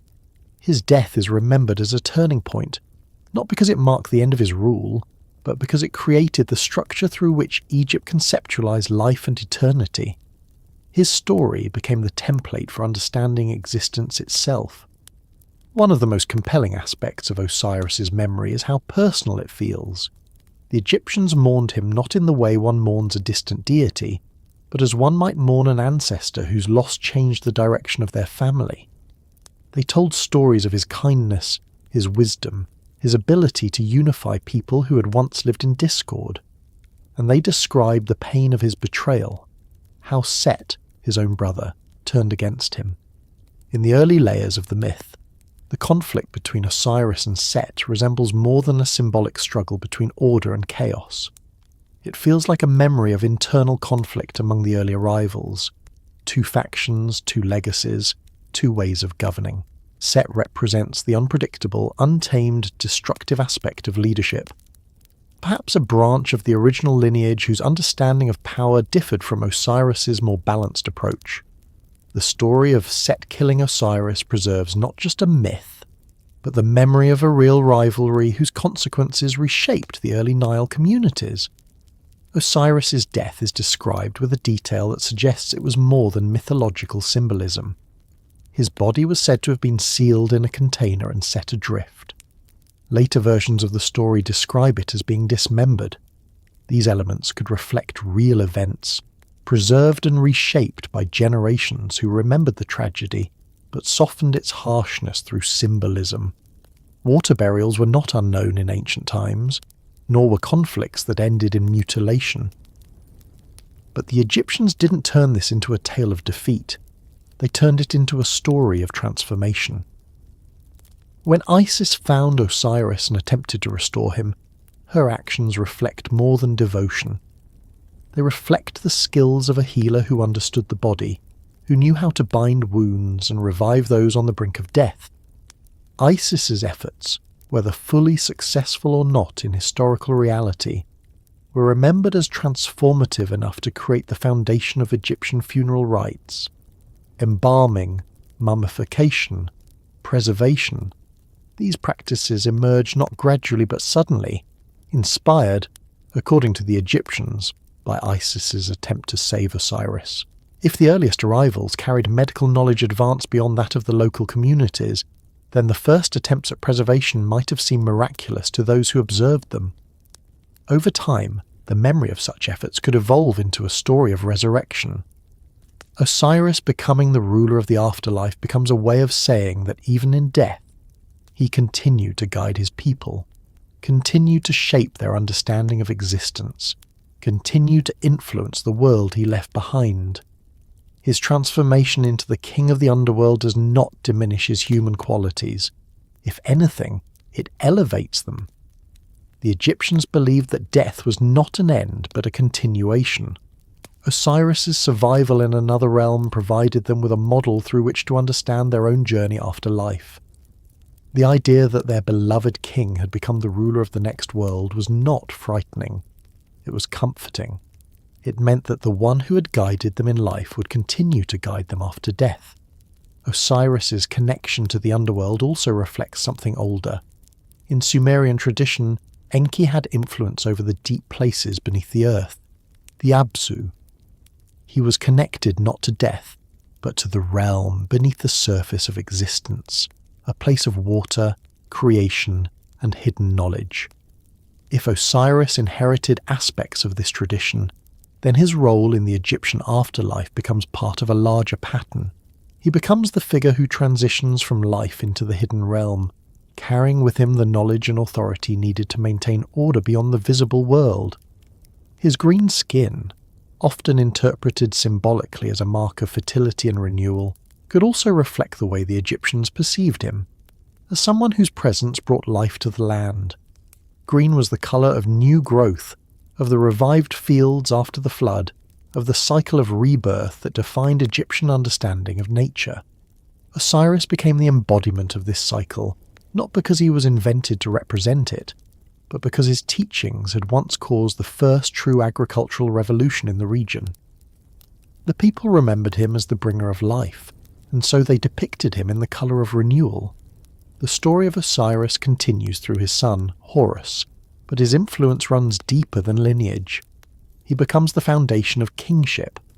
Every pharaoh who sat on the throne was considered a living Horus, but in death he became Osiris. This duality reflects a cycle of inheritance. Horus inherits the earthly rule. Osiris governs the realm beyond. Together, they represent a complete system of leadership that transcends a single lifetime. If the earliest rulers of Egypt descended from a lineage of sky beings who carried with them knowledge and authority from a distant realm, then the Osiris-Horus cycle becomes an encoded memory of real succession. Osiris as the first great leader, Horus as the heir, Set as the rival. These are not simply mythological archetypes. They resemble the structures of real dynastic struggles reshaped by time and ritual. Osiris's memory became so pervasive that it influenced every aspect of Egyptian culture. Funeral rites were modelled after his restoration. Agriculture followed his symbolism. Kingship imitated his example. Law found its foundation in his teachings, and the idea of resurrection, central to Egyptian thought, took its shape from his story. But perhaps the most intriguing aspect of Osiris's memory is how he is portrayed after death. He does not disappear. He does not fade into the background. He becomes more present than ever, governing a realm that the Egyptians believed was just as important as the one they lived in. His throne in the underworld was not a symbol of loss. It was a continuation of authority. It was the idea that rulership extended beyond the boundaries of life itself. If the early arrivals carried with them the belief that leaders served their people not only in life but in death, perhaps shaped by a worldview inherited from the Anunnaki tradition, then the Egyptians' memorialization of Osiris becomes part of a much older understanding. It reflects the notion that leadership is eternal, that the bond between leader and people transcends mortality, and that the role of a true ruler does not end with physical existence. Osiris's position in Egyptian memory is so stable, so foundational, that even as dynasties rose and fell, his importance never diminished. He remained the example, the measure, the ideal. No matter how many gods entered or exited the Egyptian pantheon, Osiris stayed at the center of its moral and cosmological structure. He represents the moment when the memory of an ancient lineage became woven into a new civilization. He's the bridge between the world of the early arrivals and the world of the Egyptians who built temples and cities. He's the reminder that behind every myth lies a story. Behind every ritual lies an origin. Behind every god lies a presence that shaped the human world in ways so profound that only symbolism could preserve it. And as the story continues toward the next part, the influence of Osiris will gradually stretch beyond his own memory, reaching into the temples built by later generations and the mysterious structures that the Egyptians claimed were built not by humans alone, but with the guidance of beings who remembered the sky. When you follow the trail of Osiris through the early Nile world, something begins to take shape in the background, something quiet at first, just a hint beneath the stories of kingship and inheritance. It is the sense that the physical structures of Egypt, especially the oldest ones, were not merely buildings but repositories of memory, engineered with an understanding of the land, the sky, and the forces between them. The temples, the early shrines, the stones placed with careful attention to the horizon, they all seem to whisper that they understood who built them. They don't just remember human hands, they remember the presence of those who came before humans were ready to build anything so enduring. And as the narrative shifts from the lives of gods into the world they shaped, the temples become the next voice in this long lineage that traces back to the Anunnaki. Egyptian temples are often described as places of worship, but that is a later interpretation. In their earliest form, they were far more functional, almost architectural expressions of cosmology and knowledge inherited from those early beings who carried within them the traditions of Enki and Enlil. They were designed not to impress but to organize. They were built not to glorify but to align space with sky, align people with seasons, align rituals with the rhythms of the cosmos. When you walk through the remains of these structures today, the stones feel deliberate. Every angle, every shadow, every sound within those halls reflects a system of knowledge that the earliest humans could not have pieced together by trial and error alone. To understand how these temples knew their builders, you have to imagine the world before they existed. The Nile Valley was a place of shifting landscapes, unpredictable floods, and dramatic cycles of life and death. Early humans built shelters of mud, brick, and reed, simple structures meant to last a season or two. But the beings who arrived from the older world would not have been satisfied with temporary construction. They would have carried within them the memory of building in stone, the understanding of weight distribution, the ability to shape rock using tools or methods far beyond the early Egyptians' capabilities. These skills might not have been supernatural. They may simply have been the inherited knowledge of a lineage that had built temples and ziggurats long before Egypt's first settlements. The earliest Egyptian structures appear with a sophistication that raises eyebrows even among conservative scholars. The precision of their alignment with the cardinal directions, the way their corners meet true north, the way their walls reflect the arc of the sun or the rising of specific stars. These are not the experiments of a civilization just learning how to build in stone. They are the continuation of a tradition already refined elsewhere. Imagine a group of beings, or the descendants of such beings, standing on the banks of the Nile, observing the landscape as if searching for the best location to anchor cosmic knowledge into the ground. They would have chosen places where bedrock rose close to the surface, where natural formations supported the weight of structures meant to outlast ages. They would have marked the solstices and equinoxes with precision, using the sky as their guide. They would have noticed the way sound travelled through stone corridors, how vibrations moved through walls, how light entered narrow apertures at specific times of year. They would not have been building temples in the sense of religious monuments. They would have been building machines, architectural instruments designed to preserve knowledge. This idea does not diminish the artistry of the Egyptians, it elevates it. It suggests that the skill and precision they displayed were part of a long inheritance, passed down from ancestors who had carried the secrets of stone, mathematics, astronomy, and sound long before Egypt rose into its golden age. The first temples were not built of limestone or sandstone. They were built of memory encoded into stone.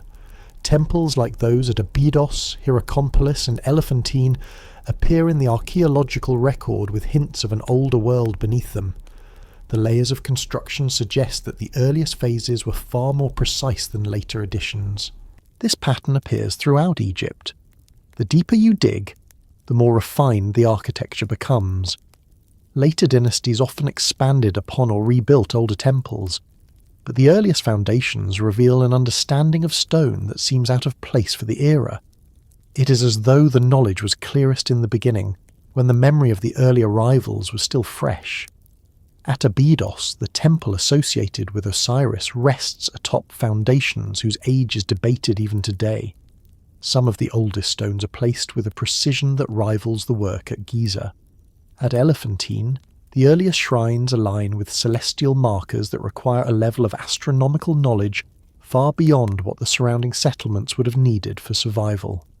At Hierakonpolis, early ceremonial complexes show signs of deliberate orientation toward the rising of Sirius, the star associated with Isis, and with the flood cycle of the Nile. These alignments are not random. They reflect a worldview brought by those who understood the stars as part of a larger cosmic system. The idea of temples as machines may sound modern, but the Egyptians themselves described their earlier sanctuaries as living entities. They believed their walls held memory, that the stones absorbed ritual, that the spaces between columns preserved the breath of creation. These interpretations may be poetic in form, but they reflect a deeper truth. The temples were designed with a purpose that extended beyond human worship. They were built to maintain a connection between the earth and the sky. This connection becomes clearer when you consider the role of sound in early Egyptian architecture. Some of the oldest chambers resonate in ways that feel intentional. Standing inside them, even a whisper can bounce back as a hum. The walls vibrate faintly with lower frequencies, as though tuned to the human voice. This acoustic property is not accidental. It appears in temples associated with healing, initiation, and celestial observation. Sound in these spaces becomes a tool, perhaps for meditation, perhaps for ritual, perhaps for something older still. If the early arrivals carried knowledge of vibration, resonance, or harmonic frequencies, qualities often attributed to beings who understood both science and symbolism, then the acoustic design of Egyptian temples would have been part of that inheritance. Light plays a similar role. In many early temples, narrow shafts allow sunlight to strike specific altars or statues at particular times of the year. These moments mark astronomical events, solstices, equinoxes, heliacal risings. This precision suggests not a culture gradually learning the sky, but one that entered the Nile Valley with a pre-existing understanding of how the sun interacts with architecture. When the Egyptians began describing their temples as places where heaven and earth met, they were not speaking metaphorically. They were describing a functional intention. these structures were built to hold celestial memory. The architecture itself became the bridge, stone grounded in earth, shafts pointing to stars, chambers resonating with sound, corridors measuring time. As you move deeper into Egypt's architectural landscape, the idea of stargates begins to emerge, not in the science fiction sense of metal rings and lightning, but in the subtle, steady sense of portals, alignments, and transitional spaces where the boundaries between worlds felt thinner. Ancient Egyptians believed that certain places allowed communication with the divine, not because the gods lived inside the temple, but because the architecture created conditions that mimicked the environment of the gods. If the earliest gods were descendants of beings who arrived from another realm, whether interpreted as another world, another dimension, or another plane of existence, then building structures that reflected their environment would have been a way of honouring their origins. It would have been a way of connecting the present to the memory of where they came from. Some of the earliest shrine chambers, particularly those at Abydos and Saqqara, contain niches that seem designed to hold objects that are no longer present. These niches resemble housings for devices or tools rather than simple decorative recesses. Scholars interpret them as altars, but their symmetry and depth suggest something more functional. If the early arrivals carried objects that enhanced their work, maybe devices for measuring the sky, maybe instruments for sound or energy, those objects might have been housed in these niches. Over time, the tools would have vanished, but the architecture remained, the memory of their function preserved only in the form of a hollow space. The Egyptians described some of their temples as places where the gods descended. This phrase appears in multiple contexts, sometimes referring to rituals, sometimes to visionary experiences, sometimes to literal locations where the earliest beings were said to have arrived. The idea of descent does not necessarily imply flight in the modern sense. It implies transition, from sky to earth, from one world to another, from the realm of the gods to the realm of humans. That transition point became sacred, and the architecture built around it became a way of preserving that memory. The concept of stargates in ancient Egypt is rooted in the idea that certain structures were designed to amplify the connection between celestial bodies and the terrestrial world. Temples aligned with Orion, Sirius, and the circumpolar stars acted as markers for the journey of souls, the calculation of seasons, and the remembrance of ancestral origins. These alignments were not coincidental. They reflect a worldview that saw the stars not as distant lights, but as reference points, coordinates used by beings whose ancestry was tied to the heavens. When Isis, Osiris, and Horus became associated with specific stars, it wasn't simply myth assigning symbols to constellations, it was the preservation of an origin story. Sirius rising before the sun marked the beginning of the year, not only because it signalled the flood, but because it marked the legacy of the starborn mother. Orion's belt, aligned with the Giza pyramids, became not only a celestial map, but a reminder of the Skyfather's lineage. The circumpolar stars, never setting, represented the eternal nature of kingship, the unending presence of Osiris in the afterlife.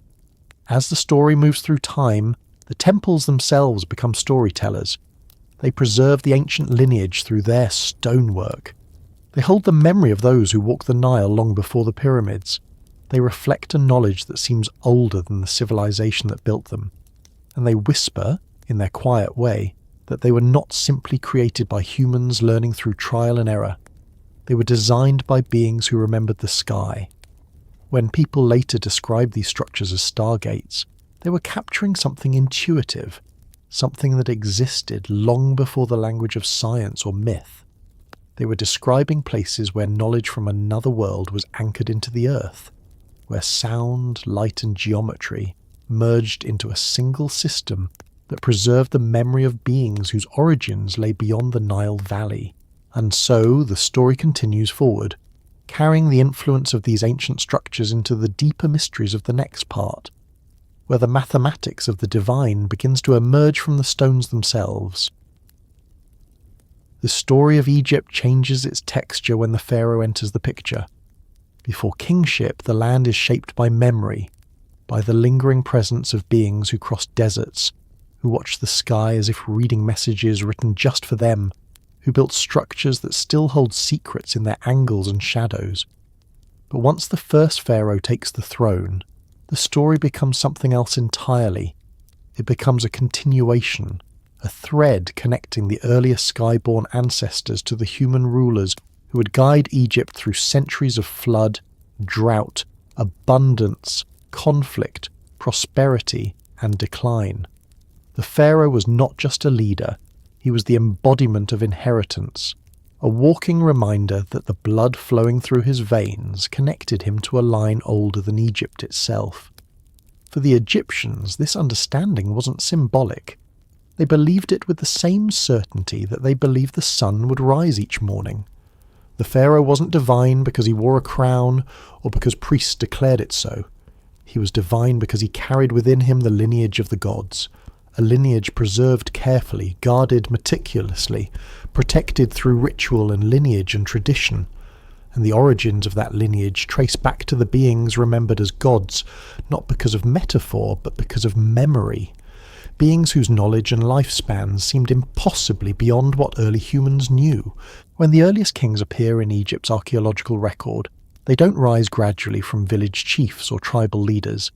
They appear suddenly, almost as if they were placed there, as if they were inheriting something rather than building it from the ground up. Their symbols are already complex, their rituals already refined, their authority already accepted. This abrupt emergence has puzzled scholars for decades. Some explain it as a cultural leap, others as the result of influence from neighbouring lands. But through the lens of the ancient memory we've been following, one carried by beings who arrived long before Egypt, the sudden rise of kingship looks less like an invention and more like a restoration. If Osiris represented the first great leader of this lineage, then the pharaohs represented the continuation of his role in human form. They were not gods in the sense of being omnipotent or unreachable. They were descendants of gods, descendants of beings whose origins lay in a different world, who carried with them knowledge, longevity, and authority that early humans could only describe through myth. The pharaoh was the heir not just to a throne, but to a legacy shaped by those who walked the Nile before history began. The Egyptians expressed this idea through one of their most enduring beliefs. The pharaoh was Horus in life and Osiris in death. This was not poetic symbolism. It was a genealogical statement. The pharaoh embodied the living heir, the child of Isis and Osiris, the one who inherited authority from the first great ruler. When he died, he became one with Osiris, joining the divine ancestors who governed the realm beyond. This cycle mirrored the earliest memory of the lineage itself. A ruler who brought knowledge to the land, his heir who carried the lineage forward, and the eternal bond between them maintained across worlds. The rituals of coronation preserved this memory with remarkable clarity. A new pharaoh was not simply crowned, he was transformed. He underwent rites meant to connect him to the first time, Zep Tepi, the age when the gods ruled the land. The priests reenacted ancient events, recited words whose origins were said to predate human speech, placed symbols upon the king that connected him to celestial bodies. Every part of the ceremony pointed backward, back to the time when beings descended from the sky or crossed the desert winds, carrying with them the knowledge that would shape Egypt's identity. One of the most striking aspects of Egyptian kingship is the emphasis on blood. The pharaoh's lineage was guarded with extraordinary care. Royal marriages were often kept within the family not out of superstition, but to preserve the purity of the divine inheritance. If the early Egyptians believed that the pharaoh descended from beings whose origins lay beyond the human world, then preserving that lineage would have been a sacred responsibility. The bloodline was not simply a matter of inheritance. It was the vessel through which divine memory flowed. This belief becomes clearer when you look at the titles given to the pharaoh. He was son of Ra, beloved of Horus, heir of Osiris, lord of the two lands, he who unites the hearts. These titles are not simply political or religious. They reflect a worldview in which the king's authority came from his ancestral connection to beings who once walked among humans. Even the concept of the Ka, the divine essence that passed from king to king, reflects the idea of an inherited spiritual force carried through generations, a lineage of energy rooted in a memory older than the Nile. If the earliest arrivals were descendants of the Anunnaki, then their bloodline would have been seen as inherently different from those of the local human populations. Perhaps they lived longer. Perhaps they aged differently. Perhaps they possessed knowledge that seemed inherited rather than learned. Early humans observing this would have interpreted it as divinity, and later generations inheriting those traditions would have treated the preservation of that lineage as essential to maintaining the balance of the world. The pharaoh was not just the political head of Egypt, he was the stabilizer of Ma'at, the cosmic order. This responsibility mirrors the older Sumerian concept where the ruler, chosen by or descended from the gods, maintained balance between heaven and earth. In Sumer, kingship descended from heaven, a phrase that originally referred not to divine mandate but to lineage. Rulers descended from beings who came from the sky. Egypt preserved this idea, though in slightly different language. Kingship came from the gods because the first kings were the gods or their immediate descendants. This is why the pharaoh's role extended beyond the throne room. He was expected to participate in rituals that maintained cosmic stability. He communicated with deities not as a supplicant but as a family member. He was depicted in art performing tasks that connected him to the earliest generations of divine ancestors, offering food to the gods, partaking in rituals that were believed to restore cosmic balance, even reenacting ancient battles against chaos. These rituals were not symbolic theatre. They were reminders of the pharaoh's inherited responsibility, the continuation of a role that began long before Egypt took its place among the world's civilizations. The architecture of kingship reinforces this idea. The pharaoh's tomb was not merely a burial place, it was the continuation of his journey along the same path walked by Osiris. It was built to ensure that he rejoined the divine lineage after death, entering the realm of his ancestors and continuing to guide Egypt through his presence in the afterlife.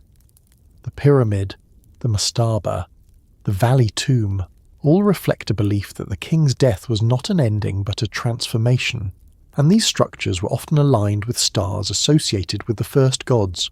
Orion's belt for Osiris, Sirius for Isis, the circumpolar stars for eternal kingship. These alignments did not arise from artistic fancy. They were part of a cosmic architecture meant to anchor the pharaoh's journey to the heavens. If the first rulers of Egypt descended from beings tied to specific stars or regions of the sky, then linking the king's burial place to those stars would have been a way of preserving that connection. The pyramid shafts pointing to Orion and Sirius, the temples aligned with solstices, the star clocks carved on coffins, all of them reflect a worldview in which the pharaoh's lineage was literally written in the stars. The political system of Egypt also reveals the remnants of ancient inheritance. The pharaoh was the centre of administration, religion, law, economy, and diplomacy. He wasn't just the ruler of Egypt, he was the axis around which the entire civilization turned. This structure mirrors older stories of councils where the Anunnaki ruled in assemblies, with one central figure, often Enlil, holding ultimate authority. Egypt's court reflected this ancient pattern, with the pharaoh surrounded by advisors, priests and officials who represented different domains of governance.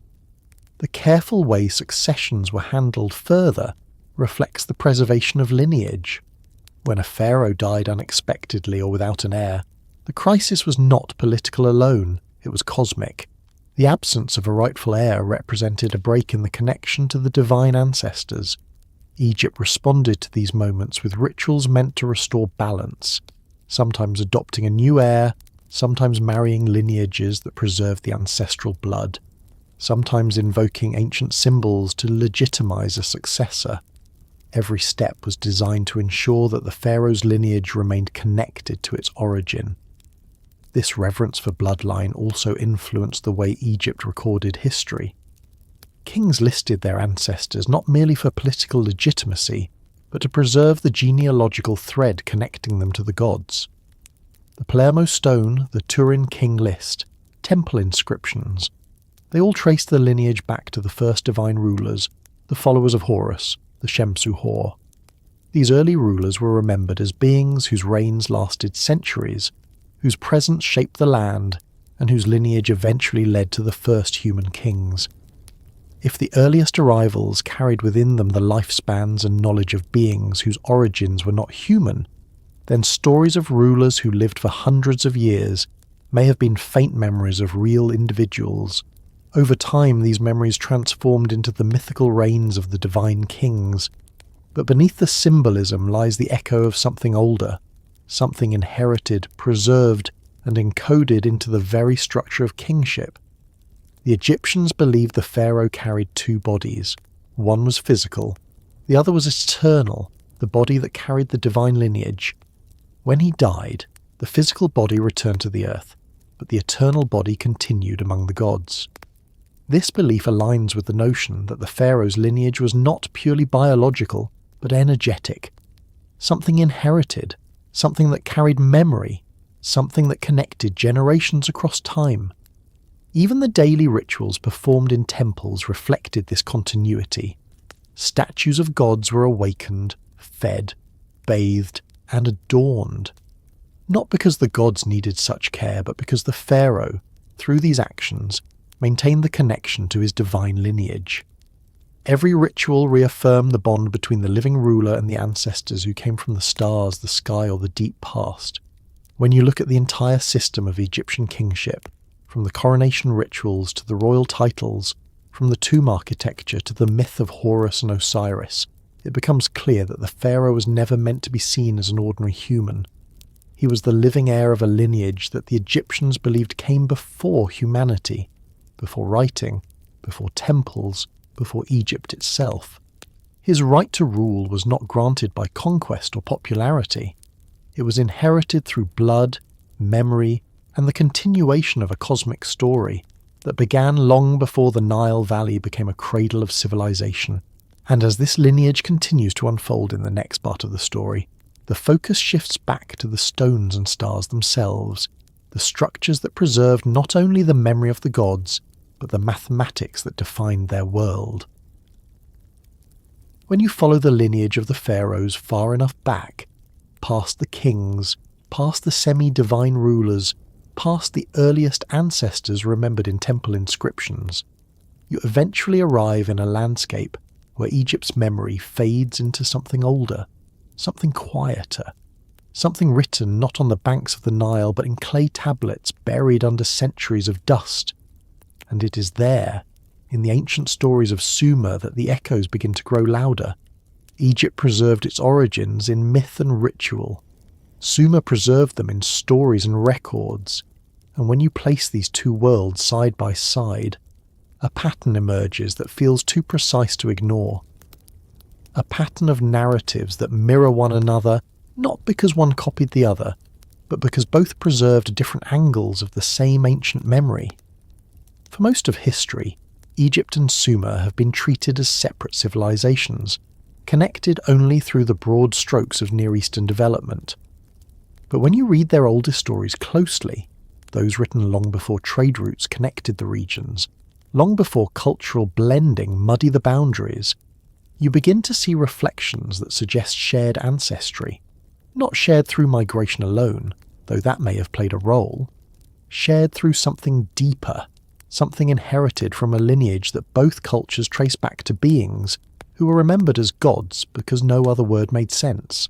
Sumerian myths speak of the Anunnaki, the great ones who descended from the sky or emerged from the deep places below, depending on the version. They ruled in cycles, guided humanity, taught the first arts of civilization, and shaped the early world. Egyptian myths speak of the Neteru, the powerful beings who arrived in the first time, ruled the land, taught early humans, and established the patterns of life.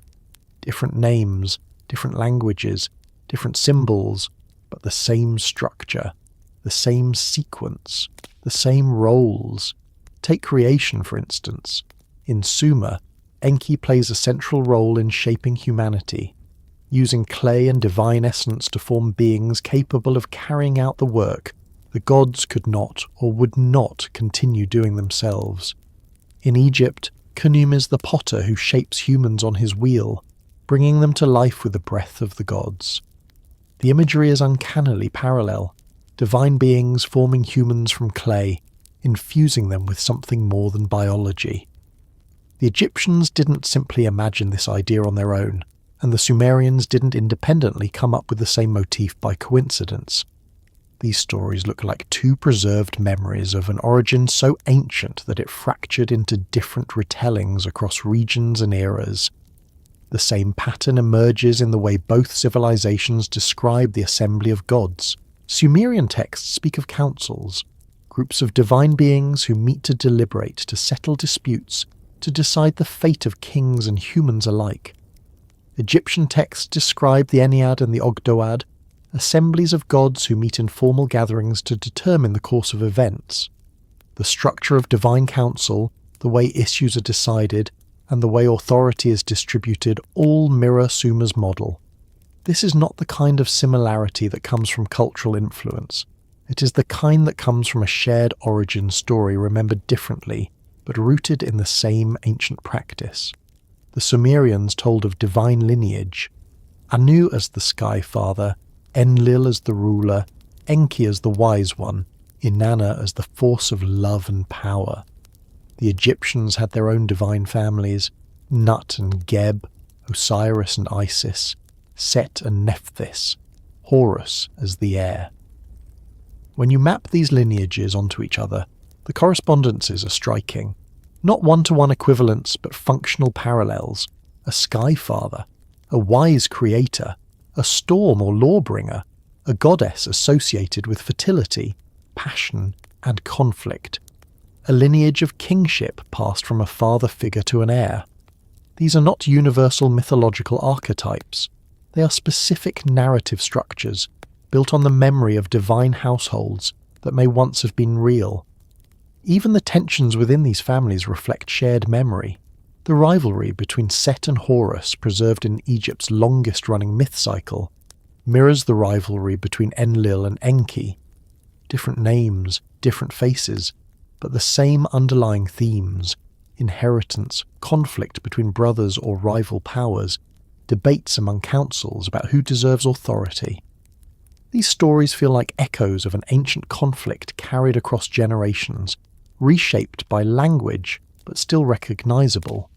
When you read the Sumerian tale of Inanna's descent into the underworld and compare it to the Egyptian tale of Isis seeking Osiris, you find another reflection. A goddess descending into dangerous realms. A journey shaped by loss, love, and determination. A return that restores balance. The details differ, but the shape of the narrative feels older than both cultures, like a story preserved from an even earlier age and retold through the lens of each civilization's worldview. The flood stories deepen this connection further. In Sumer, the gods send a great flood, and one man, Ziusudra or Utnapishtim, survives through divine guidance. In Egypt, the flood is woven into myths not as a destructive force, but as a life-giving cycle tied to the gods. Yet even here, the echoes persist. The Egyptians speak of destruction followed by renewal, of the gods reshaping humanity after catastrophe, of cycles that mirror the Sumerian concept of eras ending in water and beginning anew. Both civilizations remember a time when the world was nearly lost, and both tie that memory to the actions of divine beings whose choices shaped the survival of early humans. One of the most profound parallels lies in the way both civilizations describe the origins of kingship. The Sumerians state clearly that kingship descended from heaven. It was not invented, it was bestowed. In Egypt, kingship belongs to the lineage of Horus, who inherits the throne from Osiris, who was not born of humans but arrived in the first time. In both systems, kingship is inherited from beings who walked the earth long before humans were ready to rule themselves. This idea is not symbolic, it is genealogical. It reflects the belief that kingship is older than humanity, older than civilization, older than writing. A memory of rulers who were remembered as gods because human language had no better word. Another shared motif lies in the technology of the gods, though neither culture uses that word. In Sumer, the Anunnaki possessed the me, objects or principles that govern reality, from crafts to law to cosmic order. These are described almost like encoded knowledge or devices holding fundamental truths. In Egypt, the gods carry symbols of power, ankhs, staffs, was-scepters, that are not weapons alone but instruments reflecting control over life force, authority and natural law. These are depicted not as metaphors but as tools wielded by beings who understood forces beyond human comprehension. When the Egyptians described a god holding an ankh to someone's lips, giving them life, they were not imagining magic. They were remembering tools or techniques whose origins lay in the distant past. Even the physical descriptions of the gods mirror one another. Sumerian figures are depicted tall, often with elongated features, wearing attire that looks nothing like the clothing of the region's early inhabitants. Egyptian depictions of gods often show elongated skulls, tall frames, and proportions that differ subtly from those of ordinary humans. These artistic choices may preserve memory of ancestors who looked different, not because of artistic exaggeration, but because of lineage. The myth of divine withdrawal is another shared feature. In Sumer, the Anunnaki eventually depart or retreat to remote realms, leaving humanity to rule itself. Egypt speaks of the time when the gods withdrew from the earth, passing kingship to humans while retaining influence through rituals, memory and lineage. Both traditions speak of an age when divine beings lived among humans, followed by an age when they stepped back but left behind descendants, knowledge and structures that carried their legacy forward. The stories of rebirth and resurrection also mirror each other. In Sumer, Dumuzi dies and is resurrected seasonally, symbolizing cycles of life and death. In Egypt, Osiris is restored by Isis and becomes the ruler of the afterlife, guiding souls through eternal cycles. These tales are not merely seasonal metaphors. They feel like memories of figures whose deaths had profound impact, remembered through cycles of storytelling that preserved their importance long after they were gone. When you examine the symbolism of the sky in both civilizations, the parallels deepen further. The Sumerians describe divine beings with origins tied to specific stars and constellations. The Egyptians assign their gods to stars: Orion for Osiris, Sirius for Isis, the circumpolar stars for eternal kingship. The alignment of structures in both regions reflects a precision in tracking celestial movements that would require advanced knowledge. This knowledge appears suddenly in both cultures, as though inherited rather than discovered through generations of trial and error. The way these myths mirror each other suggests something important. Neither civilization is copying the other. The timelines don't fit. The cultural pathways don't support such direct influence in their earliest periods. Instead, the similarities feel like two pieces of the same story remembered in different languages. A story preserved by lineages that shared origins so ancient that direct historical connection is impossible to trace. Yet the echoes remain embedded in myth. Imagine a time before either civilization existed, when the ancestors of both groups lived in a different world, perhaps literally a different region, perhaps symbolically a different stage of existence.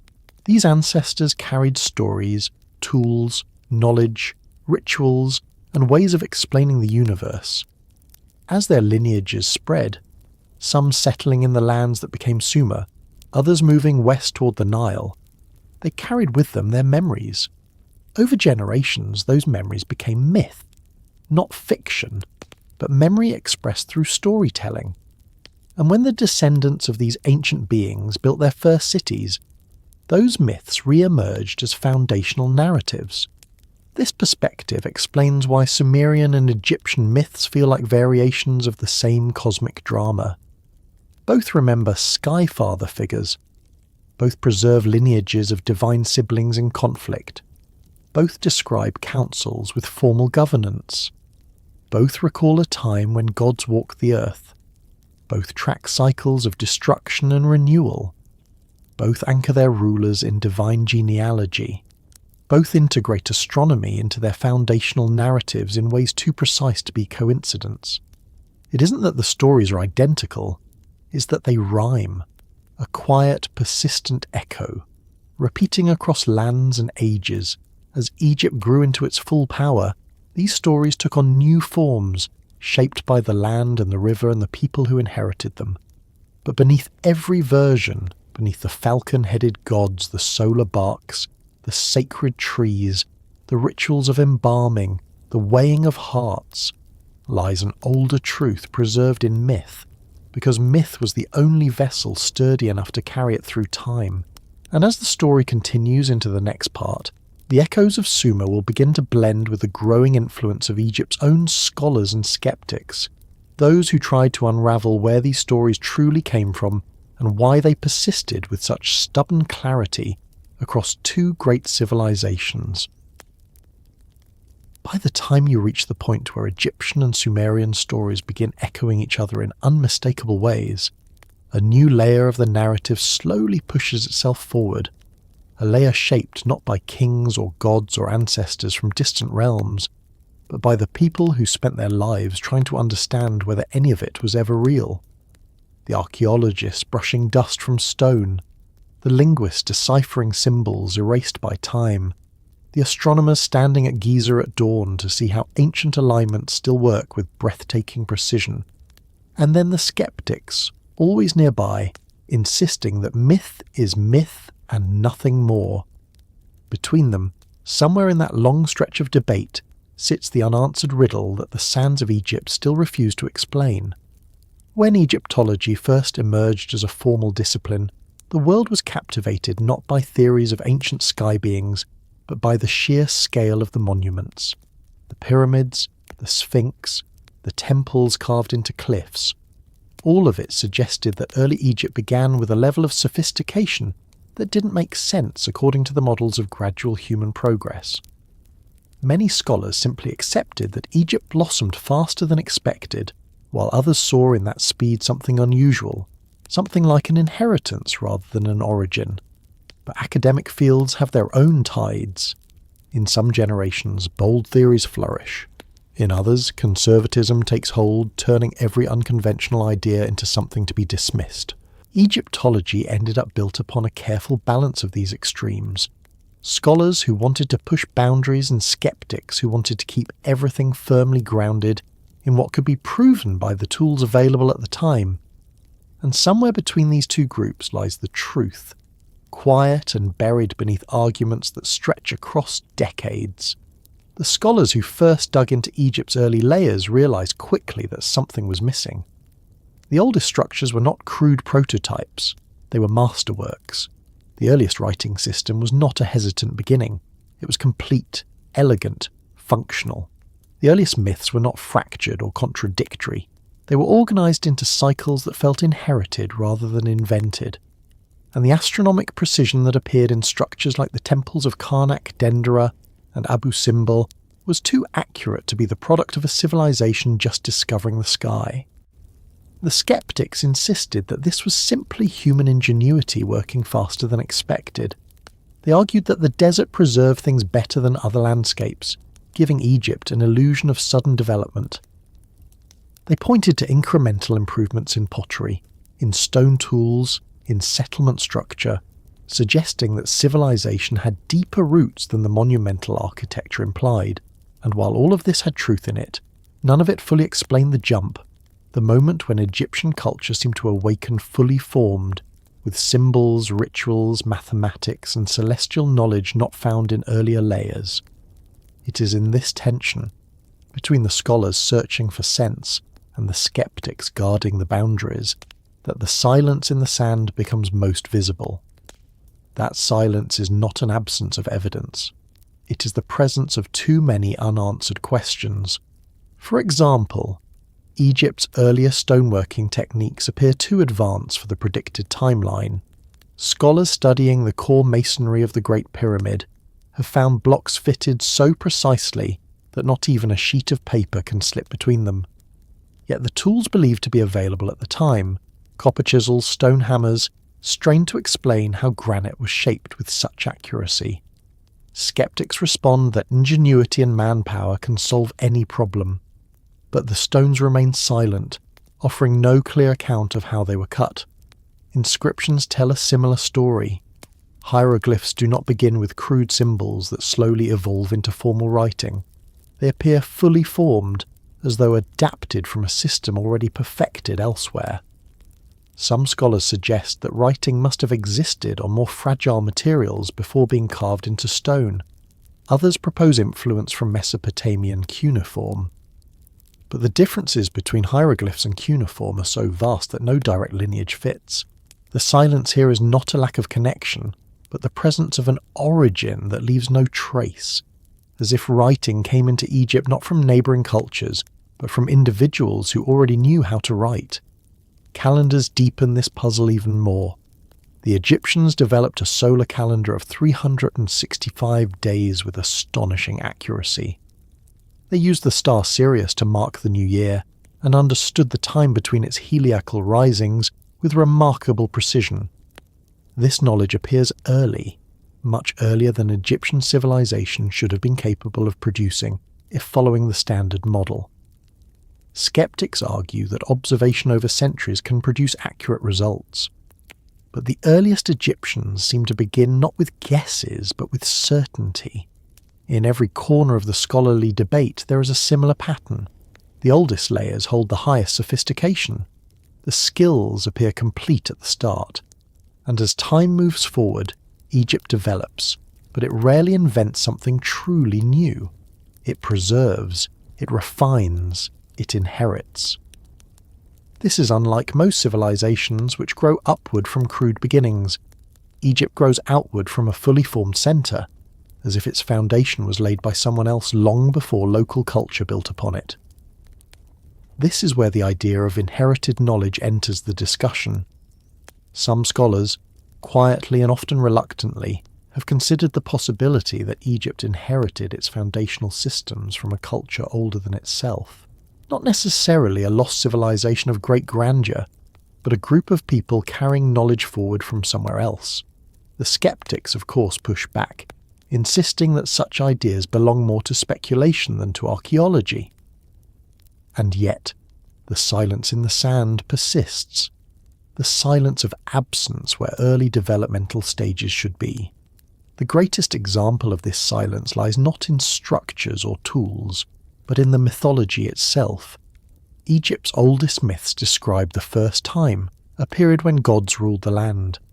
These gods were depicted not as intangible forces, but as physical beings who walked, taught, governed, and built.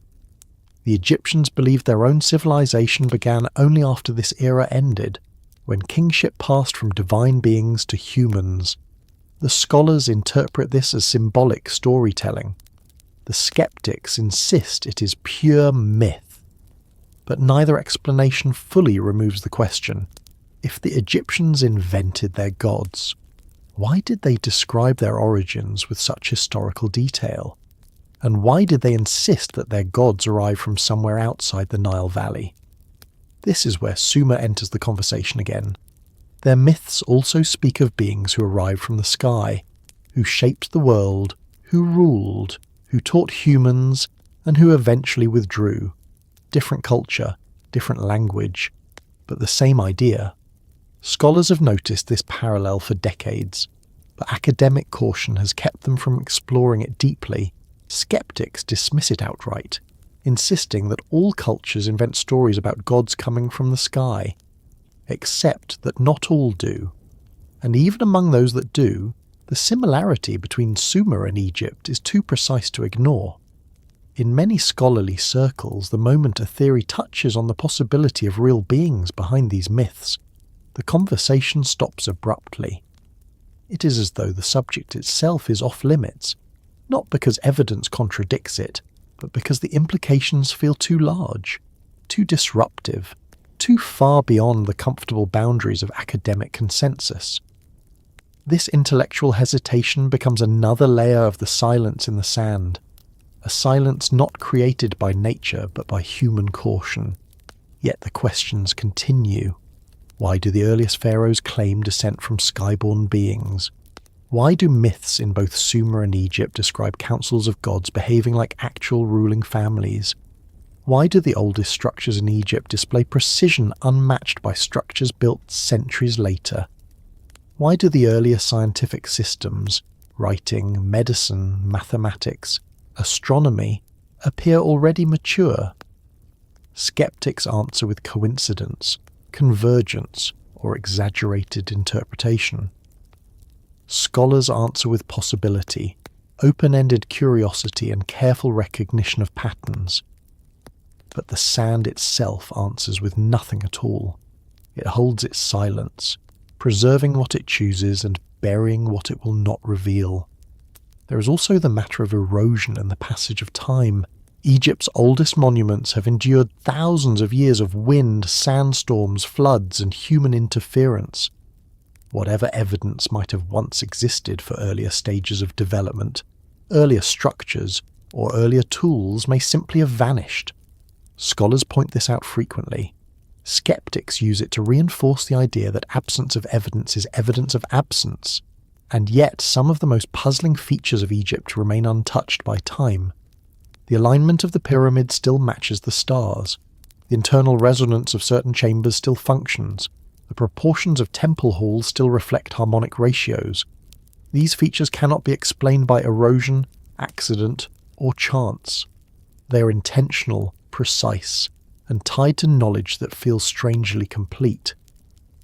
As the scholars and skeptics continue their debates, the idea of a silence in the sand becomes more than a metaphor. It becomes a reminder of the limits of human understanding. Some truths are buried not because they never existed, but because they belong to a world that predates the language we now use to describe it. The sand erases, but it also protects. It conceals, but it also preserves. And Egypt, more than any other place, guards its secrets with a patience that outlasts every generation that tries to solve them. The silence is not empty. It is intentional. A hush around the earliest memories of the Nile Valley. A veil drawn gently over the origins of the gods, the builders, the rulers, and the knowledge that shaped one of the world's greatest civilizations. Scholars approach it with reverence. Skeptics approach it with resistance. But the silence remains the same for both. It does not declare. It does not deny. It only waits. And as the story continues into the next part, that silence begins to give way. Not through noise, not through revelation, but through the delicate emergence of another layer entirely, one where ancient myth meets the possibilities of science in ways that neither the scholars nor the skeptics can fully dismiss. When the debates of scholars and skeptics fade into the background, and the long silence of the sand stretches across the horizon, something interesting begins to happen. The conversation shifts. It moves away from arguments about myth versus history and settles into a different kind of space, one where science slowly steps in, quietly, without dramatics, to examine the possibility that some memories preserved in myth may have roots much deeper than anyone expected. Not supernatural roots, not fantastical ones, but roots grounded in physics, astronomy, geology, and the nature of human evolution. In that space, the lines between legend and science blur, not because myth becomes fact, but because science starts noticing patterns that myth somehow preserved long before anyone had the tools to measure them. It begins with the stars. Long before telescopes, satellites, and orbital calculations, the Egyptians mapped the sky with a precision that continues to surprise astronomers today. They tracked the heliacal rising of Sirius with an accuracy that matches modern measurements. They aligned structures to true north with deviations smaller than early compasses could manage. They built temples whose inner sanctuaries caught sunlight on specific days of the year, often within minutes of modern predictions.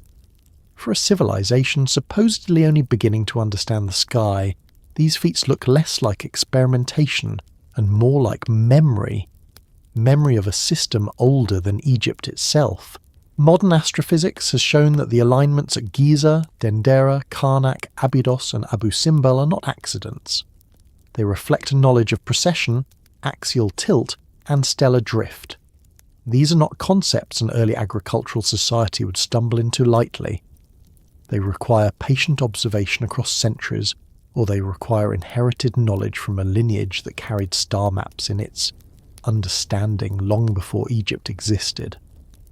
When astronomers model the sky as it appeared in ancient times, they find that many Egyptian structures point not to the stars of their era, but to stars as they appeared thousands of years before, as if the builders were remembering a sky from an age that preceded their own. One example stands quietly at the heart of this debate: the alignment between the 3 pyramids and the 3 stars of Orion's belt.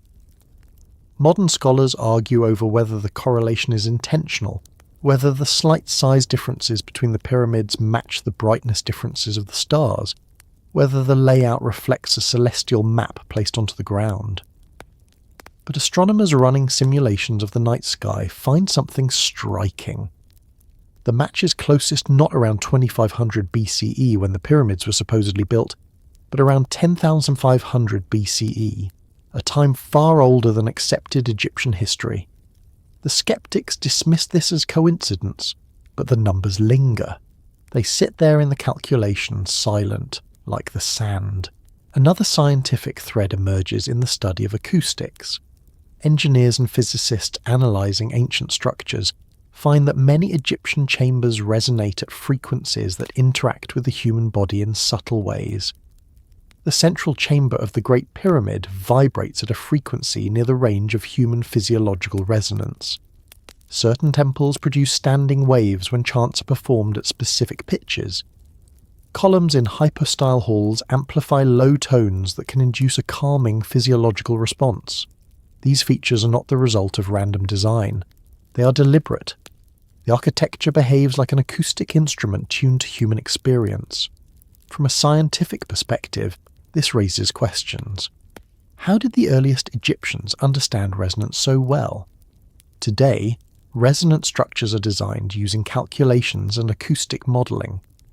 In the ancient world, such precision would require either long experimentation or inherited knowledge of how geometry and sound interact. Some researchers suggest that this knowledge may derive from observing nature. Wind blowing through canyons, water echoing against cliffs. But the structures themselves seem too refined for that alone. Their shapes feel like the work of people who understood sound not just as a sensation, but as a tool. In biology, another piece quietly clicks into place. The Egyptian emphasis on bloodlines, longevity, and divine descent may not simply reflect mythic symbolism. Modern genetics shows that isolated lineages can preserve unusual traits for generations. Some pharaohs display skeletal features that differ from the general population: elongated skull proportions, higher cranial capacity, unique bone density patterns. These features have sparked debates that range from the cautious to the speculative. The skeptics insist they are artifacts of royal inbreeding. Geneticists point out that while inbreeding produces abnormalities, it rarely produces consistent, stable traits across centuries. Stable traits suggest something else: a founding lineage that entered the population already distinct.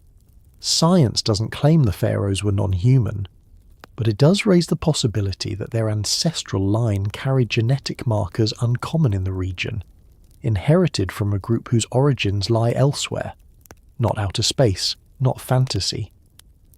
But perhaps a migratory group with a genetic profile shaped by a different environment, a different diet, a different climate, or even a different altitude. When such traits enter a population and are protected through royal lineage, they persist for millennia.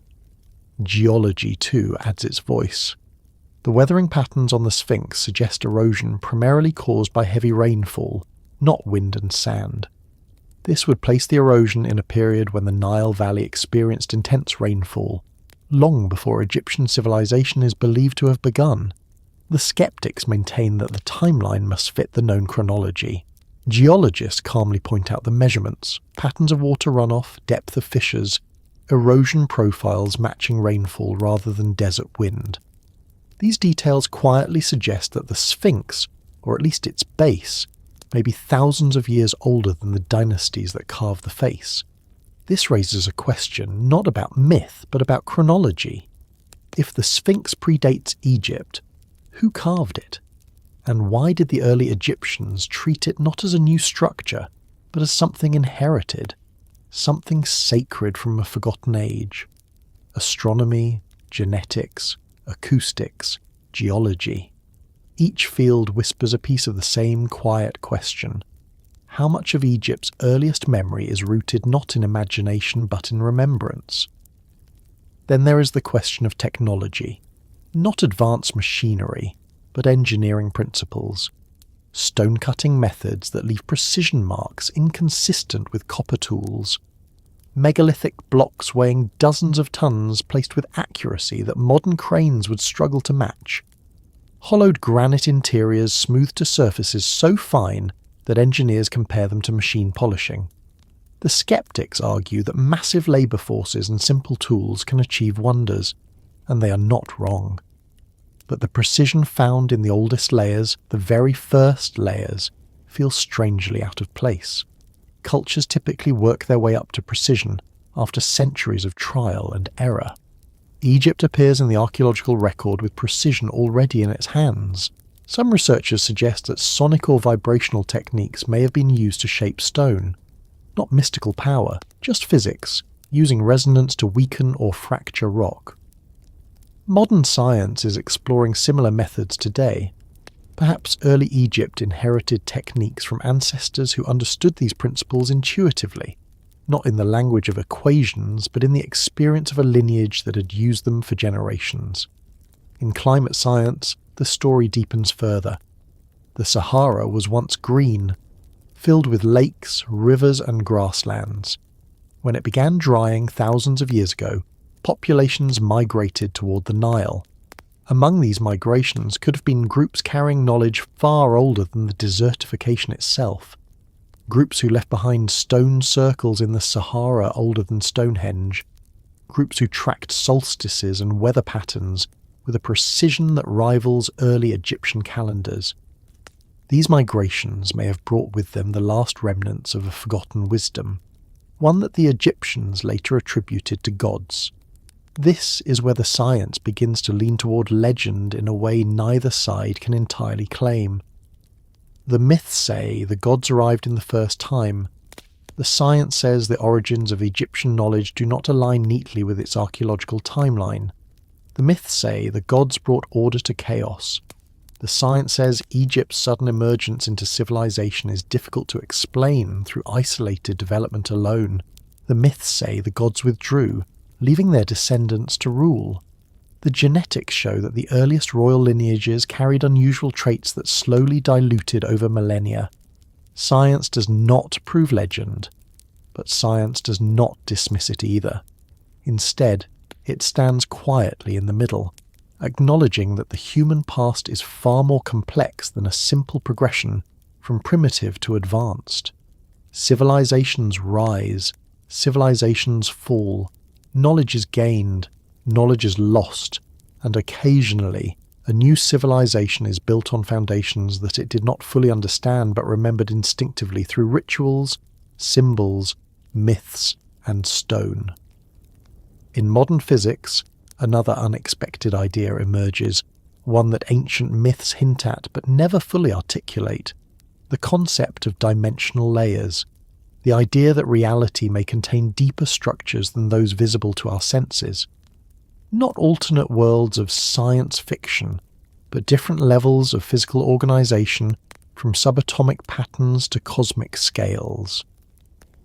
Ancient cultures often described the gods as beings who move between realms, not heaven and earth in the religious sense, but states of existence. Some researchers propose that advanced beings, whether human or otherwise, might appear divine to early humans simply by understanding laws of nature beyond current comprehension. The Egyptians spoke of the Duat, not as a place of eternal reward or punishment, but as a realm of transition, a space between worlds. Modern physics speaks of quantum fields, parallel branes and dimensional vibrations. The language differs, but the concept of layered reality persists.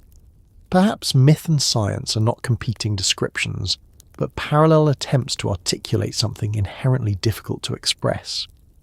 Even the Egyptian word for god, netta, does not mean deity in the modern sense. It refers to a force of nature, a principle, an intelligence behind the world, not a person, but a presence. This aligns surprisingly well with the scientific concept of fundamental forces, gravity, electromagnetism, strong and weak nuclear interactions, governing the structure of the universe. The Egyptians may not have expressed these ideas mathematically, but they describe them symbolically with a depth that suggests more than simple imagination. As the scientific perspective unfolds, a subtle conclusion begins to emerge. Perhaps the myths are not literal histories, but perhaps they are not fabrications either.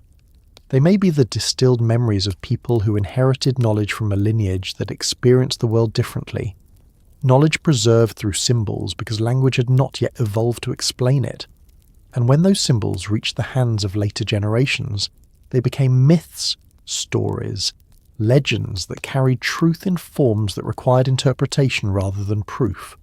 Science today cannot confirm the existence of ancient sky beings.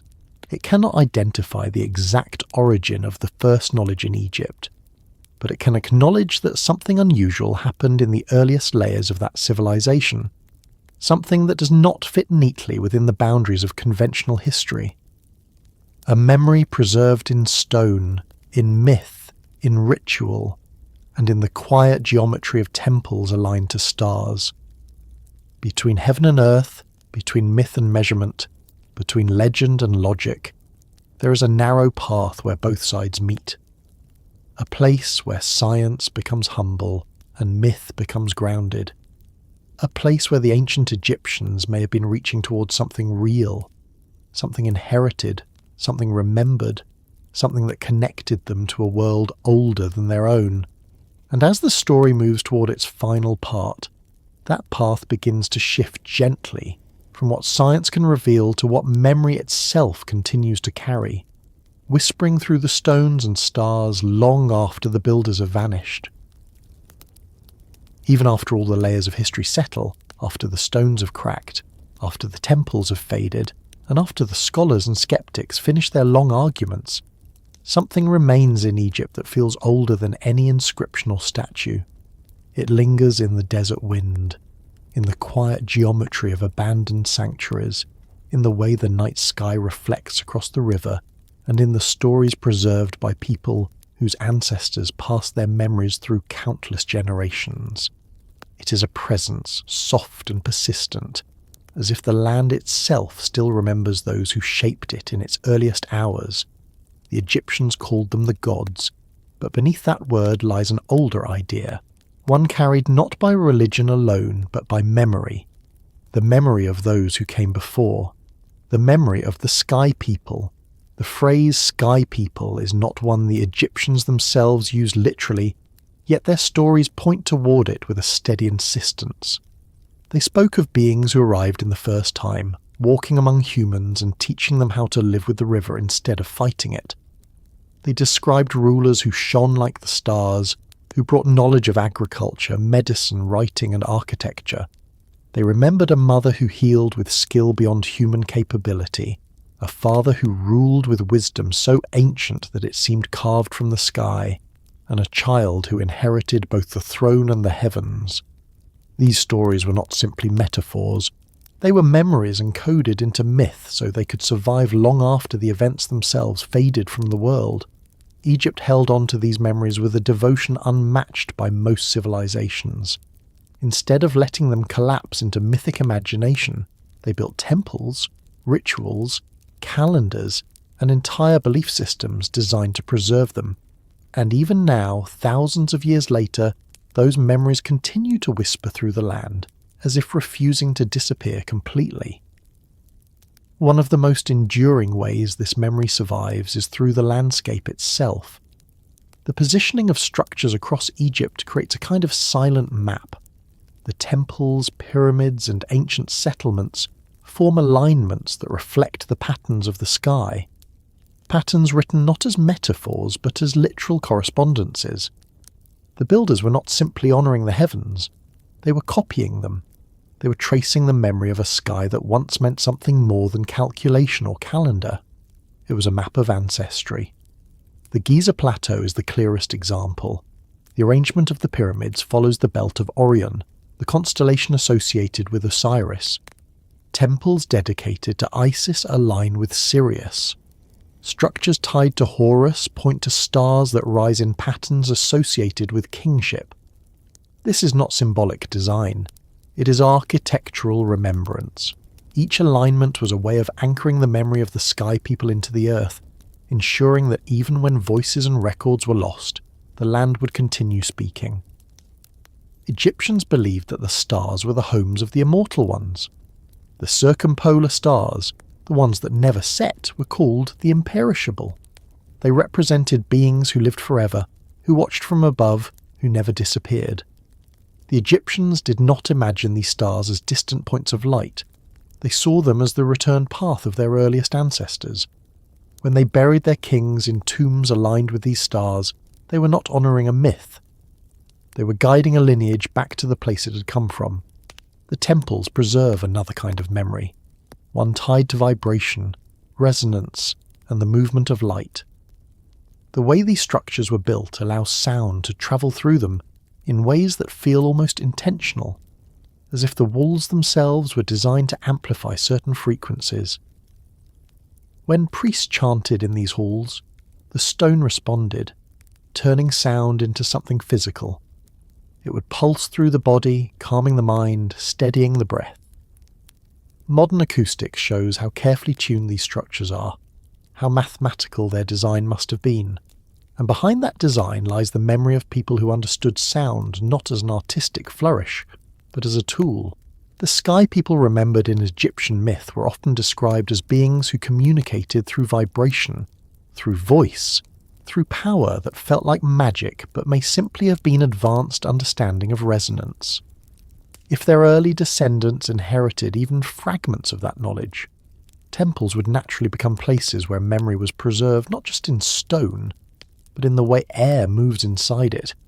Even now, a whisper inside certain chambers returns as a hum, as if the space itself is trying to respond.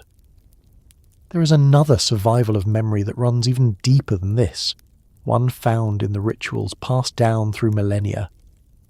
Egypt's rituals were not arbitrary. They were scripted to preserve knowledge. The daily awakening of statues, the offerings of food, the recitations of ancient words, all these actions follow patterns that trace back to the earliest understanding of energy, life force, and the connection between worlds. The rituals may seem symbolic to modern eyes, but their structure suggests they once had a more direct purpose. The Egyptians believed that words had power not because of metaphor, but because of memory. They saw sound as something that shaped reality. They believed that chanting a name restored energy.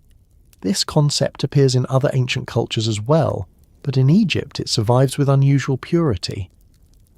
The sky people may not have used the same language, but perhaps they used something like resonance, a way of shaping the world through vibration. If their descendants preserved even a shadow of that knowledge, it would explain why ritual remained so central in Egypt for over 3,000 years. In the myths, the sky people are not distant gods. They are described with detail, their struggles, their families, their conflicts, their decisions. They feel like individuals, not abstractions. They teach, they argue, they rule, they leave. Their stories read like memories slowly polished into symbols. You see this clearest in the figure of Osiris. His story is not the tale of an intangible deity. It is the story of a ruler whose death fractured a civilization, whose legacy shaped law, kingship, agriculture, and the afterlife. This is not how a culture invents a god. This is how a culture remembers someone who actually lived. The memory of these beings persists even where records break apart. Egyptian lore speaks of the Shemsu Hor, the followers of Horus, who ruled for generations before the dynastic kings. Their names are lost, their deeds forgotten, but their reigns are recorded as centuries long. Scholars dismiss these periods as mythological inventions, but the Egyptians treated them as history. They preserved these lists in temple walls, in papyri, in sacred texts. They treated these rulers not as symbols, but as ancestors. The idea that such rulers could have been descendants of the sky people fits with the patterns found across Egypt's timeline. Their reigns were long, their knowledge was advanced. Their power came not from conquest, but from inheritance. And when they finally vanished, the human rulers that followed built their entire identity on the notion that they were continuing a lineage that did not begin with them. Even after the dynastic period began, the pharaohs continued to speak of the first time as something real. They referred to it in coronation rituals, funerary texts, festival ceremonies. They believed that their power came from a chain of inheritance too ancient to fully understand. They described themselves as bridges between heaven and earth because they believed, quietly and without doubt, that their blood carried memory. Not metaphorical memory, ancestral memory. In the scientific world today, epigenetics has introduced the idea that memory may indeed be passed down through generations, not as explicit recollection, but as shaping forces within biology. Trauma, adaptation, environmental pressures. These can leave marks in the body that persist across centuries. If this is true in modern biological terms, then imagine how deeply ancient memory might have shaped the earliest lineages of Egypt, especially if those lineages came from people who had experienced environments, climates, or knowledge systems far beyond what early humans understood. The myths of Egypt preserve a remarkable number of details that align not with imagination, but with scientific possibilities.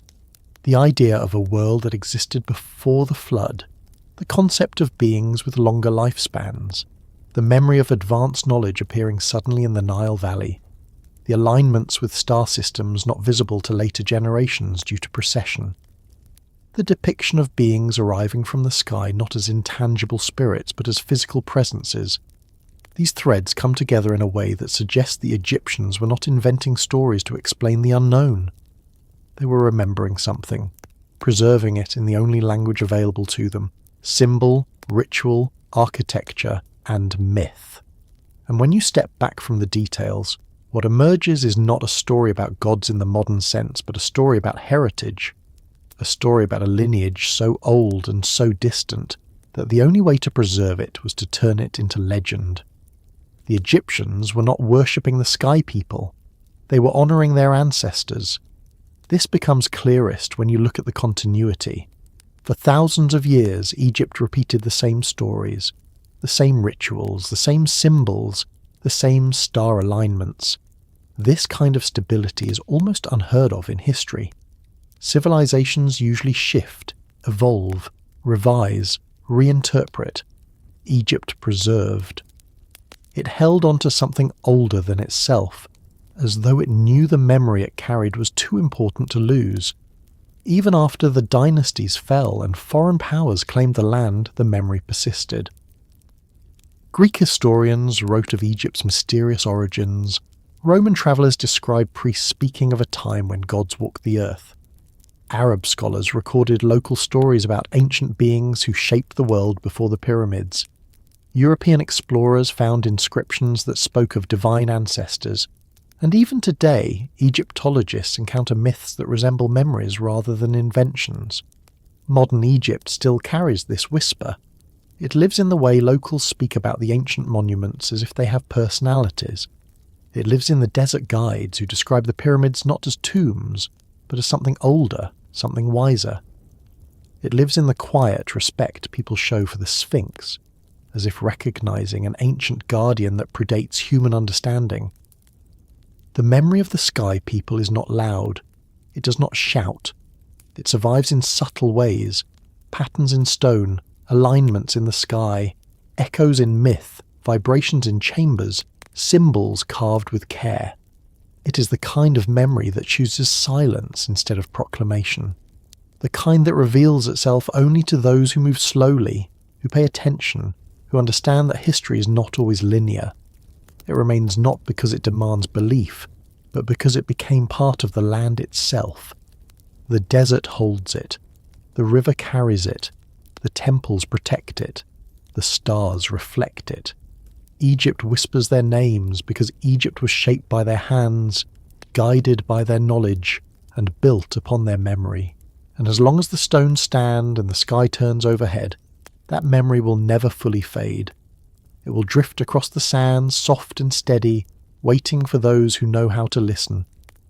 And from here, the story flows on, not toward an ending, but toward the same quiet, endless horizon that the sky people once watched when they first walked the banks of the Nile.